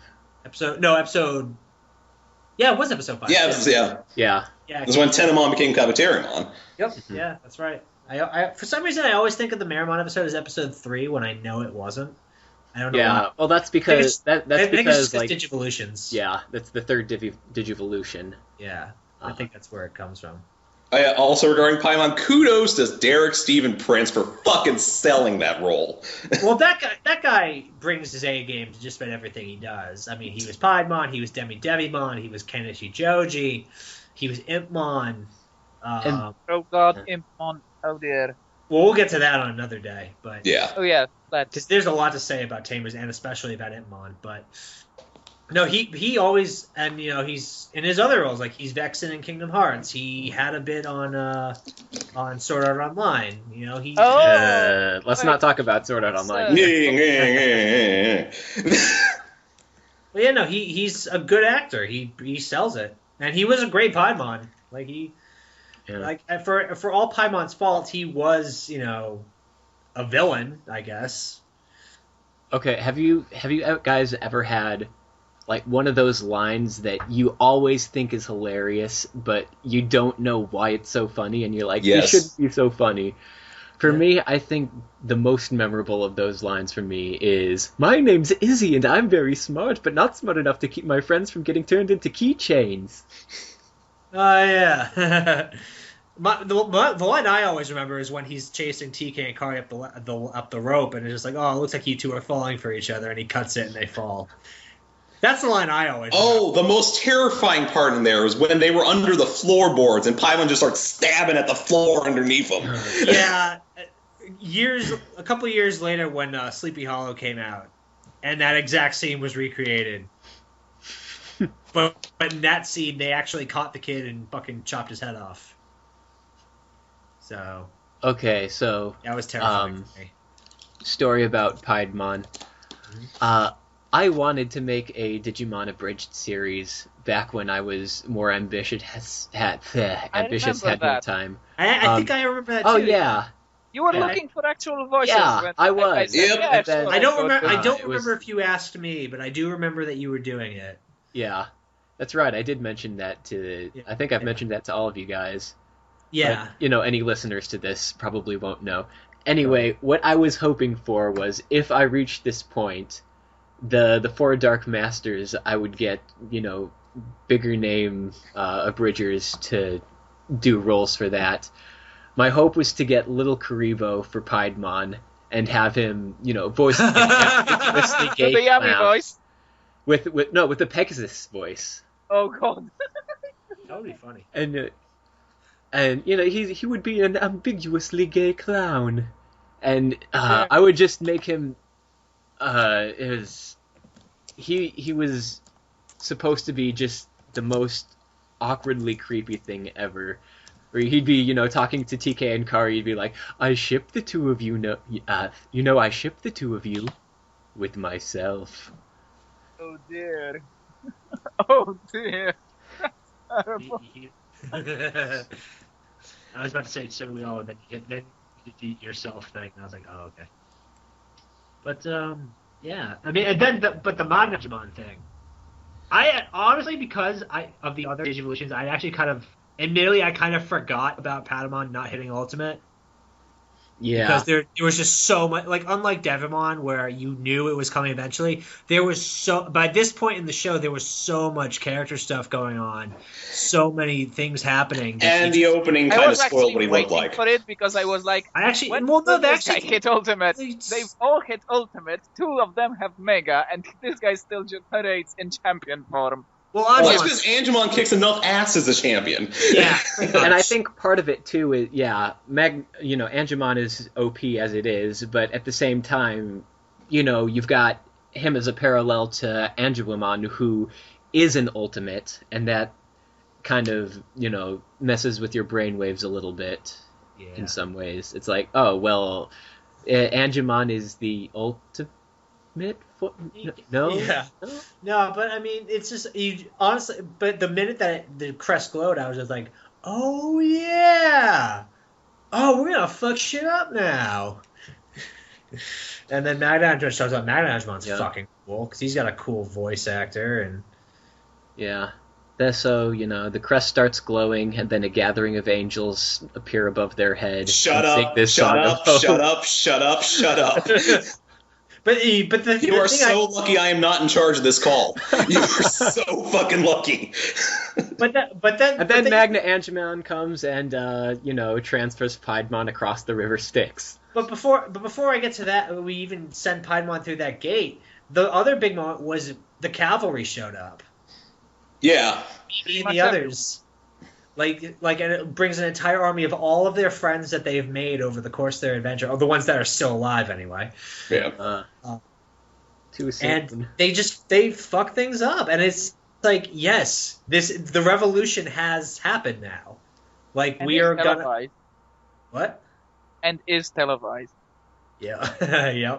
It's just that moment, like everybody, good and evil, because Ogremon was a bad guy for a long time. Good and evil coming together is just like, you know what? Fuck this guy. Well, let's kick his ass. And I think it was just that moment of unity. Hey man, I may be evil, but I have standards. Like, listen, I may kill people for money, but this guy took it way too fucking far. There was another Piedmon quote that I loved the shit out of. The conversation between him and Sora that, I hold the keys to their existence, and I needed a place to put them. So, what kind of sicko turns people into keychains? I'm not a sicko, I'm a collector. And these new items have such sentimental value to me. Piedmon was so messed up. It's a shame he, didn't make them with the original packaging to keep them in. Yeah. So they beat Piedmon, and the show is over. Or is it? And see, for as much as, Apocalymon is, supposed to be the final ultimate villain, he just comes out of nowhere, and he's so forgettable. The worst part is, like, I actually thought it was... I remember, like, they did have that cliffhanger at the end of Piedmon defeated. I didn't see the Apocalymon episodes until way later. Like, it was a couple years before I actually saw the Apocalymon episodes. Really? Yeah. Because I just kind of missed them. I don't remember what happened. They came right by me. It's actually... this is, again, a thing that I think, for some reason, Japanese people do in their storytelling. And it happens a lot in games. Have you guys played Final Fantasy 9 or 4? I played 4. I've started on 4. I haven't finished. I've never played a Final Fantasy game in my life. Actually, that's a lie. I played a little bit of 10. Okay, basically in 9. You poor bastard. After in 9,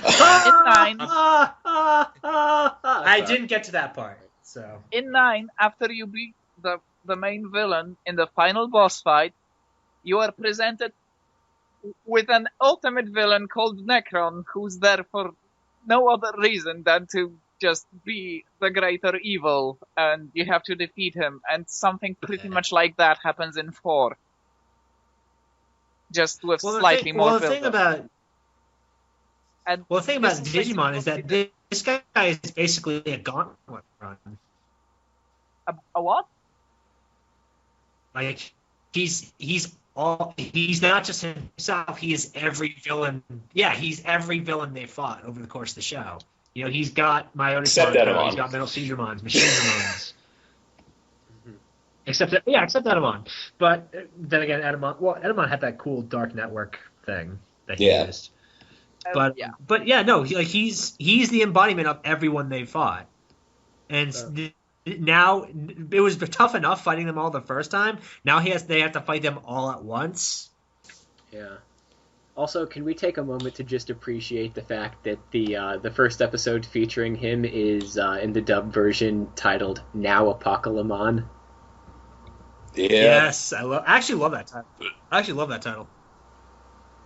I mean, it's clever and it's funny, and I mean, it's the obvious joke, obviously, but I like it.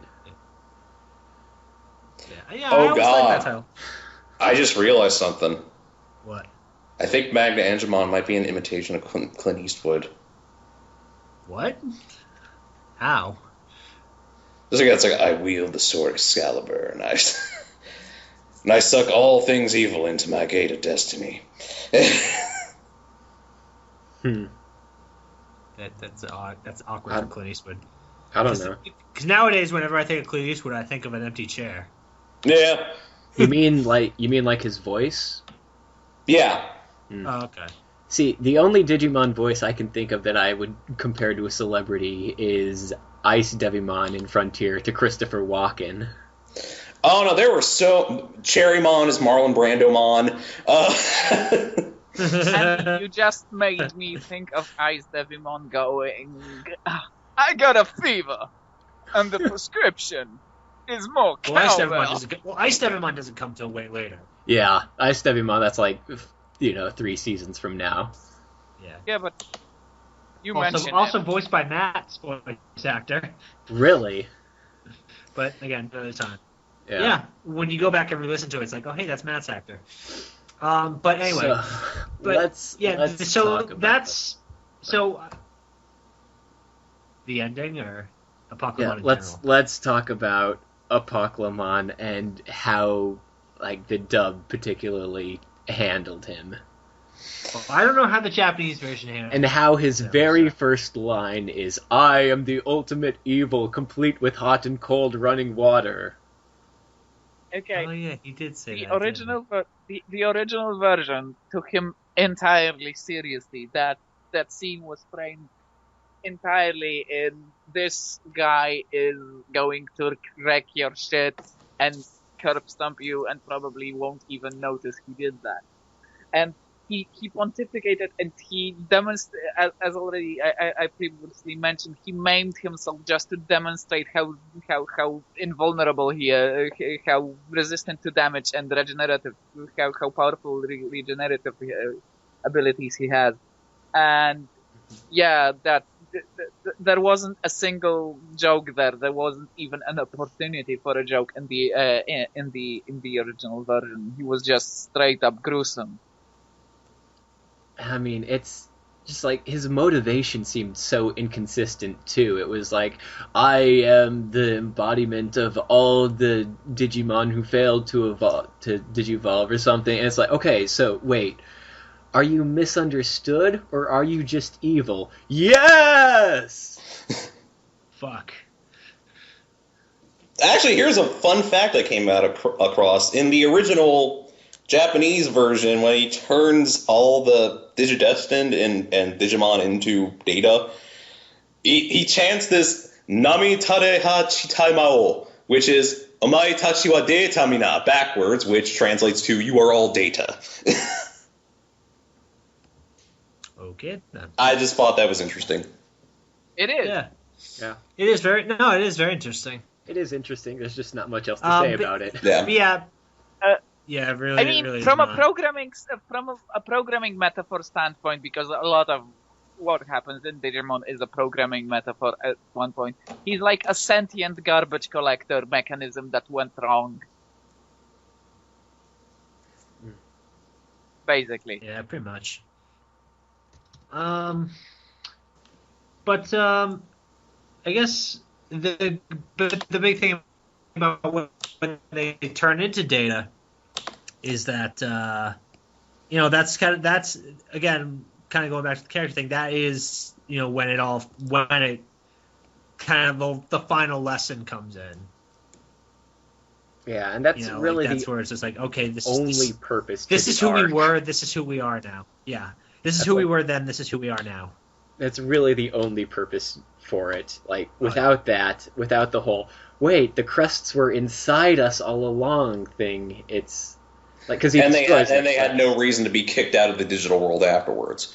Yeah, I mean, it's like that's only there so that they can have that little lesson and then wrap things up. I mean, pretty much all of that could have just been completely cut, and it would have made too much of a difference. Yeah. But I mean, but then the ending is sad because we've come such Yeah. a long way with these guys. The Now end. we're saying And I then, do like oh the god, you know who we forgot to talk about? Who? Jedi. Who did we forget to talk about? Oh, Jedi. Jedi. What can we say about Jedi? So helpful yet so Congratulations, useless at the same Digidestined, time. But Jedi was not the last person we were meant to be talking about. Was it? Or what? No, I don't know. What is it? Like every time they defeat a villain, he pops up. He's like, "Congratulations, Digidestined, but Devimon was not the true villain."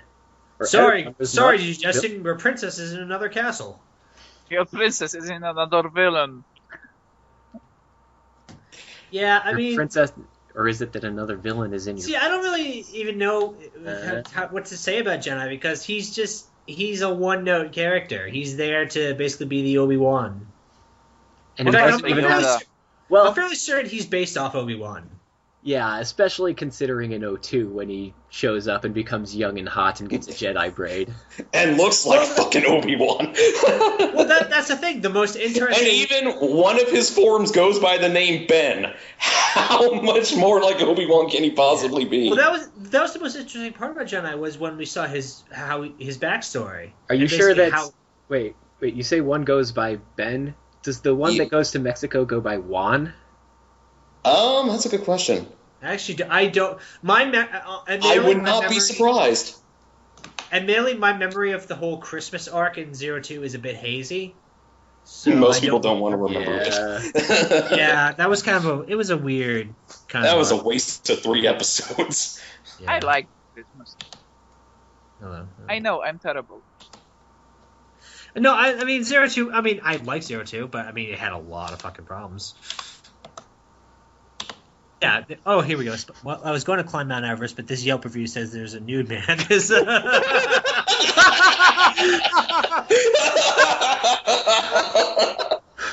We're gonna have to we're gonna have to insert this image in the video somewhere. The more I read, the funnier it got. It's a tweet that reads, "Well, I was going to climb Mount Everest, but this Yelp review says there's a nude man at the summit swinging change around and yelling 'fuck you.'" And it's 2 images. One is the like Spiral that Mountain. big, the spiral mountain, and then it's got Piedmon. So that's It's a good. real tweet. I'm putting this on Twitter and Tumblr.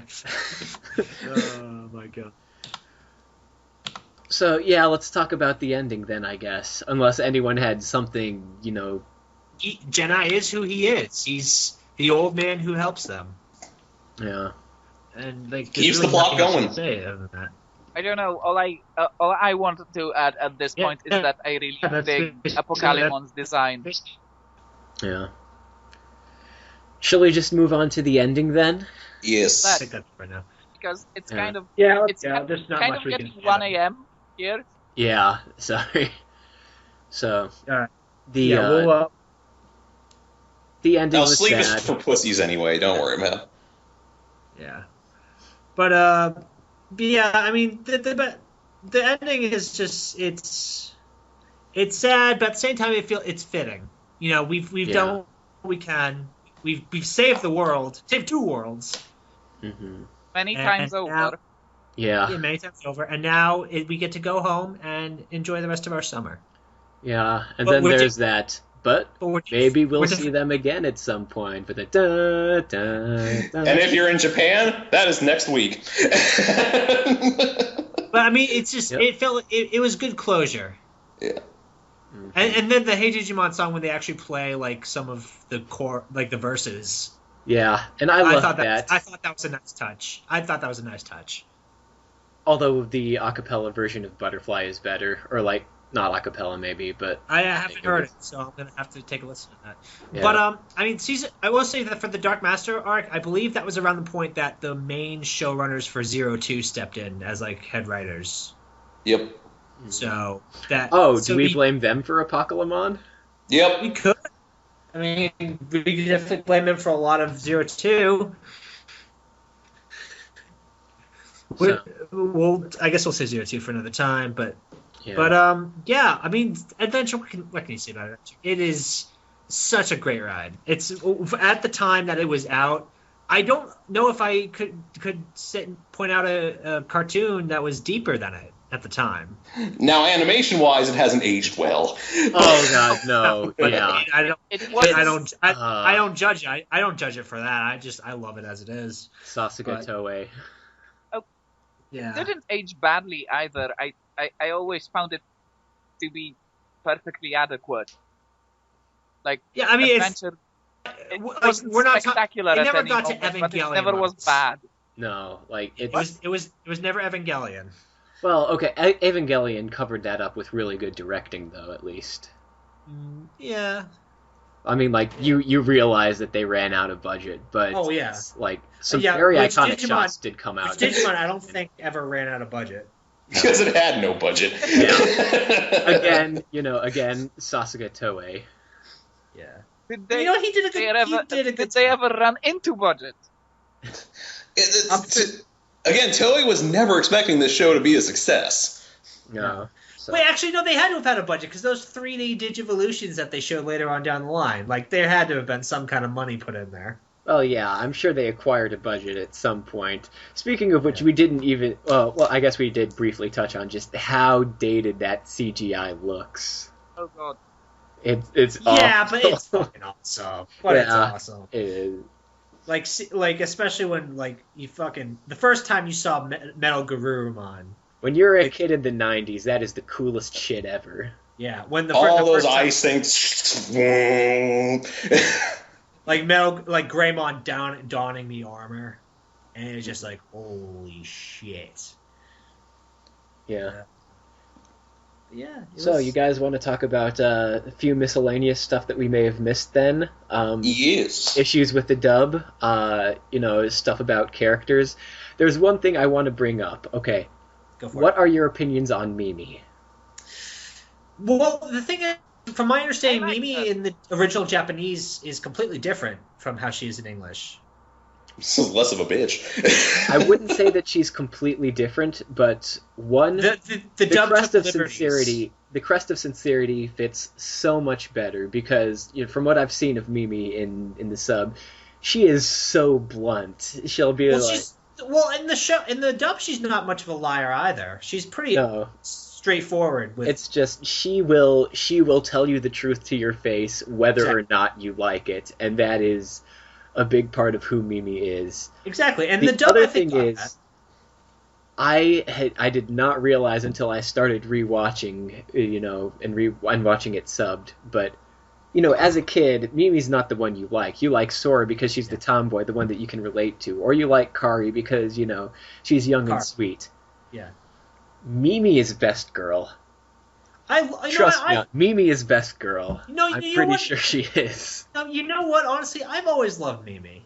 Yeah, she can be shrilly and girly and all that, but there was always something about her that was endearing to me.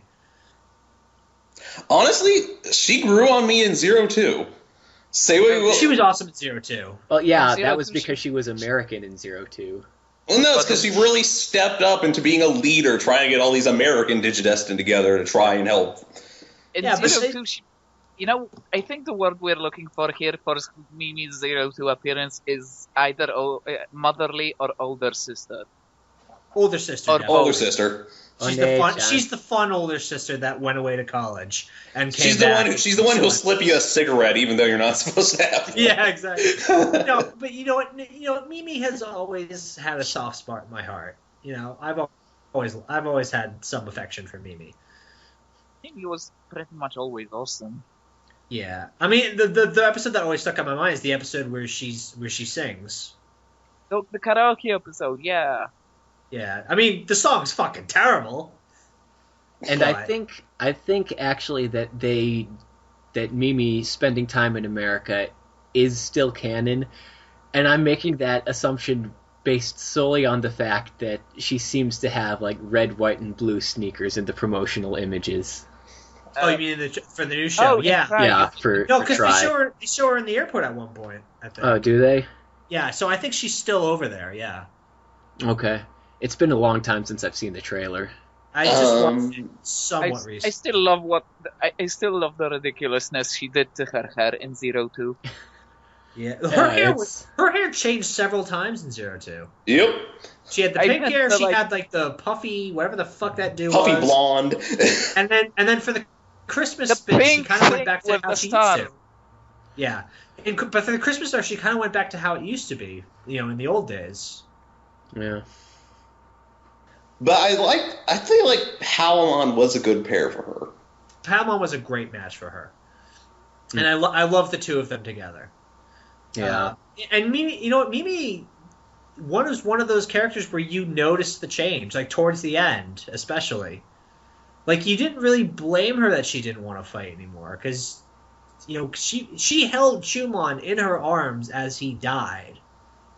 Like, Yeah, that's true. that's I remember that. traumatizing. Mhm. So yeah, Mimi has always been very. I don't necessarily want to say complex character, but she's not simple. Like there's layers to her. Yeah, she's not a one-dimensional character. Mimi. And especially None of them are, really. she's not as she's not as two-dimensional as she first seems either. Yeah, no, Mimi is I think Mimi, without her, the show would be very different. Yeah, I think probably. Yeah, she has a very important part to play for the show.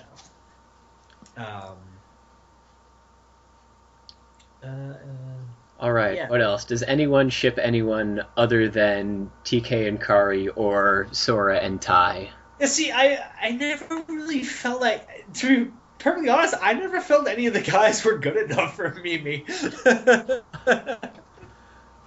To be perfectly honest, I guess Matt would kind of be the only one I think would kind of be her equal. Yeah, and I think I've kind of seen, I could kind of see her with... I don't know, I do like the logic versus emotion parallel between Izzy and Mimi. I do like that. I do like that. That did make for a really fun episode when they had that episode together in the first arc. But yeah, I mean, I understand that. I don't know. I just never really got on board with it. Although, from what I've seen, they kind of hint at it a bit in the new show, so maybe it'll turn me onto it. But I never really saw them in a romantic kind of light. They were Izzy and Mimi. They were two of the younger members because I think they're the same age. Yeah, I think they're. I'm not sure. So. Yeah, if I remember the ages correctly, Joe's the oldest. Ty, Matt, and Sora are the same age. Izzy and Mimi are the same age, and TK and Kari are the same age. That sounds about right. Yeah, that's how I remember it. Yeah. Mm-hmm. So yeah, no, they were always just kind of Izzy and Mimi to me. They never really, not as like a romantic thing, just as they are. Joe also, I mean, that was the only other big one I think for her, but I never really felt that either. He was always just kind of, the best friend or / older brother that just kind of looked after her. No, I think that the best dynamic with her is that Joe is very understanding of how emotional she can be. Yeah, no, I think Mimi and Joe, when they went off together, I think that was a good. From one point onward. Yeah, I think when Mimi left, Joe was the best person to go with her. I think they definitely had it was the best pairing to definitely make. Yeah. Even though they were basically losing their medic. Mm-hmm. But yeah, no, I always appreciate the fact that Joe went after her. And Joe, we haven't really touched on Joe all that much. Yeah. But Joe had a fantastic arc. I love Joe. Joe got so much shit, but he was such a great character. Yeah. I like the dynamic between him and his brother. I felt there was a bit of a complex there with him. I love the relationship between him and Gomamon. Yes. Mm-hmm. Like, Gomamon brought... Gomamon's like the comic relief character, and Joe is the guy who's got the stick up his ass. Like, there were some pairings where it's just, like, some gave more than others. Like, Gomamon brought out the best in Joe. I think, any other pairing for Joe would not have worked as well but Gomamon. Yeah, and I talked about, the dynamics between the human characters earlier, but there's definitely a dynamic between all of, the Digidestined and their Digimon. Not so much, a dynamic between the Digimon themselves, for the most part, which I actually think that O2 did a better job with that. Which are the Digimon interacting with each other, or? I think so. Yeah, I mean, because all the Digimon had to fuse with each other. Yeah. So there kind of had to be that bit there. That was part of it too. I mean, the only real pairing you could see in the Adventures was the friendship between Agumon and Gabumon. Yeah, and that was really the only big one. Yeah, but the and Gabumon and Padawan. Yeah, kind of. Yeah, but that not as often. Mhm.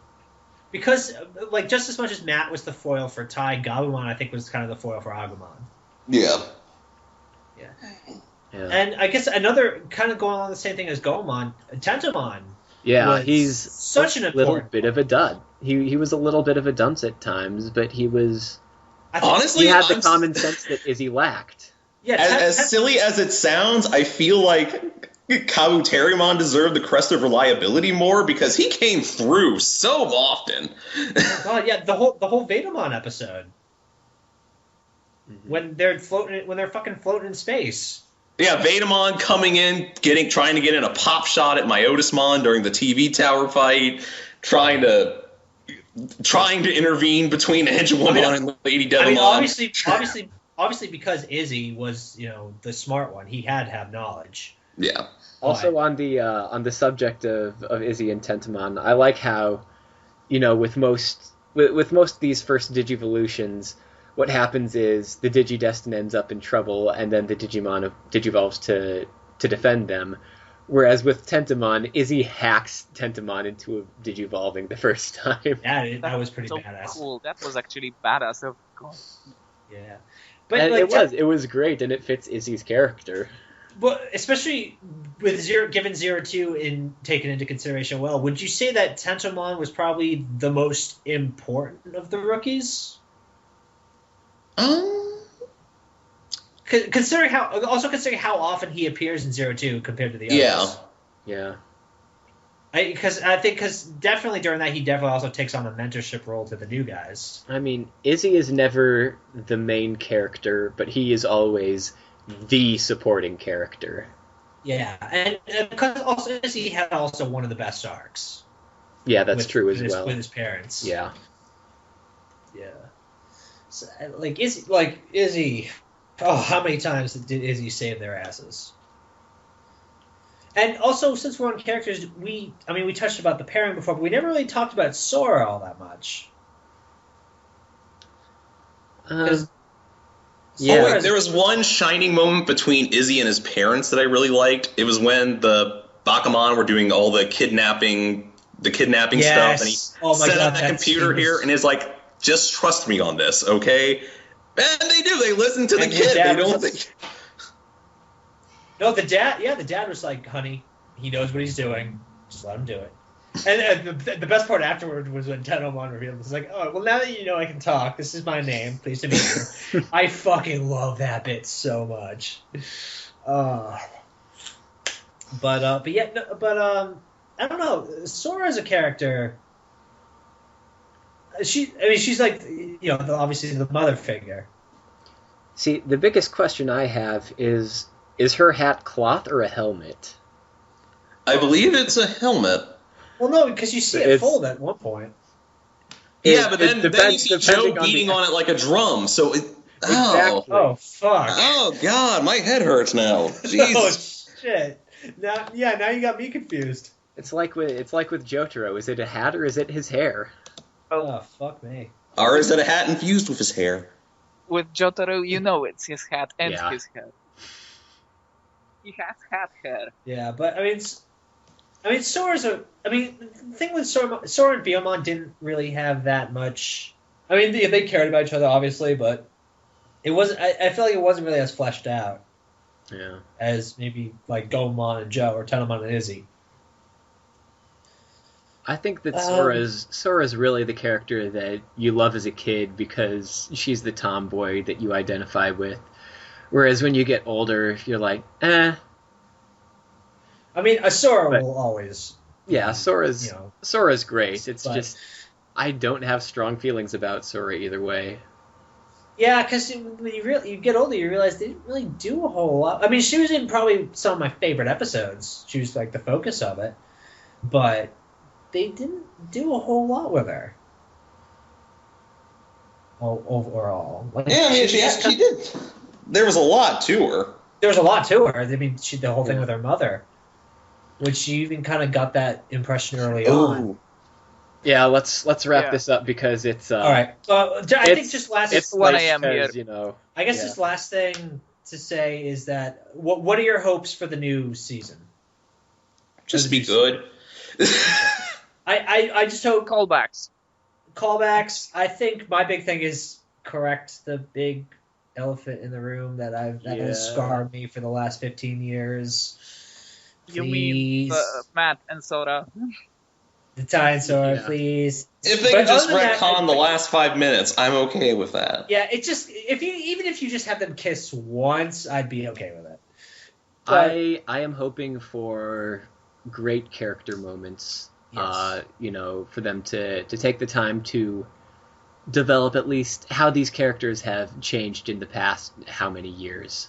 I want to just be able to look at this and say yes, that those are my friends. Because honestly, in middle school, they were my friends. Digimon got me through middle school. Yeah. So it's like, yes, these are my friends. These are exactly as I remember them, just older. And like, Digimon- I want to have another fun adventure with them. And you just reminded me that because you said Digimon brought you through middle school. Digimon brought me through German class actually, because I was watching that anime block to brush up on my German for my classes for my school. There you Yeah. go. And Digimon was the series I got most out of. Yeah. Well, because everybody has a shitty time in middle school. Yep. And Oh, dear. I was just lucky that this show happened to be on during my years there. So that's something I Agreed. appreciate. Yeah, it was definitely my favorite show of all time during that, Absolutely. And that it's period still of time. and it still to this day holds a very, very special place in my heart. Yeah, I think So- that, it's something that if you watch it, knowing that you have that nostalgia, like maybe if you're coming into it without that previous, connection to it, it's not that great. But even, if you're even, like, if you have any sort of nostalgia towards it, it holds up really well. It does. Like again, it's a show that I revisit occasionally just to remind myself that there was something that impactful in my life. Yeah. Like, because so much of TV I despise, but like that was what really got me into great storytelling, great characters. So It's I don't know. technically a catalyst I'm for anime. very like Yeah. oh yeah, absolutely. But yeah, Digimon, I am very, very excited to see my friends on the screen again. Agreed. And I can't wait. I'm ready to go back. And it is getting a digital release at the same time it's getting a movie release, so we will get to see it the day it comes out, or at least the next day, depending on how long it takes for them to sub it. Fuck yes. Perfect. So, yep, it's not going to be an issue with, like, the Psycho-Pass movie where they had to wait months to actually watch it. Although, goddamn, that wait was worth it. Or the Evangelion rebuild films. Yeah, or those as well. So, Okay, all right. so I guess before we go, do we want to tell the audience where they can find us? Yeah, sure. I wish, but okay. All right, you can find my review work at Six Look Productions on YouTube, or you can find me at Six Look Man on Twitter or Tumblr. I'm kind of thinking of retiring the name, but for now, that's where I am. All right. You can find me on Twitter at either at @DaLadybugMan, that's DA Ladybug Man, or Andrew A. Kerner. It's Andrew A Koerner, and we'll put these links in the description as well. The Ladybug Man is where I talk about dumb anime stuff, and the other one is more my personal account. I talk about writing and stuff sometimes there. You can find me at the Raggedy Man on Twitter. You can just listen to me bitch about anime. And one more thing. Remember how jacked up Bergemon's teeth were? Yeah, that scared the shit out of me. Okay. All right. Anywhere that people can find you, Maduin, or Well, technically, there. I need to check my URL. Sorry. And I'm at. I'm technically a able to be found at Maduin at on Twitter, and under This Blog Is Okay on Tumblr. All right. And, if you guys all get me the links, I can be sure to put those in the video description. So, once again, I'm Andrew. I'll leave you guys with this one. I'm Buggy. So. All right, I'm Tom. I'm Chris. And I'm Mad. And this has been the Digicast. Hope you'll join us next time. There is going to be a next time then, guys, maybe? I am up for it. I'd hope so. Sure. Yes. All right. All right. I'll see you guys. Oh God! If we're gonna be, are we gonna be? Do you think we're gonna be covering all the Digimon series? I'm up for that. Other stuff than maybe. Just, I am dreading watching Cross Wars again. Jesus. Well, that'll that actually one. have to watch because I've never actually seen an episode of those. So. Oh, have fun. Listen, I've sat through some shit. I can. Can we do a JoJo's podcast at some point? Oh, dude, yeah. I've watched Glass Slip. You're gonna have to fight me on that one. Watched what? You have not been through hell until you have watched Glass Slip. But yeah, I don't know how interested Tom would be in doing JoJo stuff because I'm pretty sure that he's never seen it or is barely familiar with it. But that would be fun as well. So. Anyway, let's finish wrapping this up. I guess we'll see you guys all next time. Bye. Bye. Bye.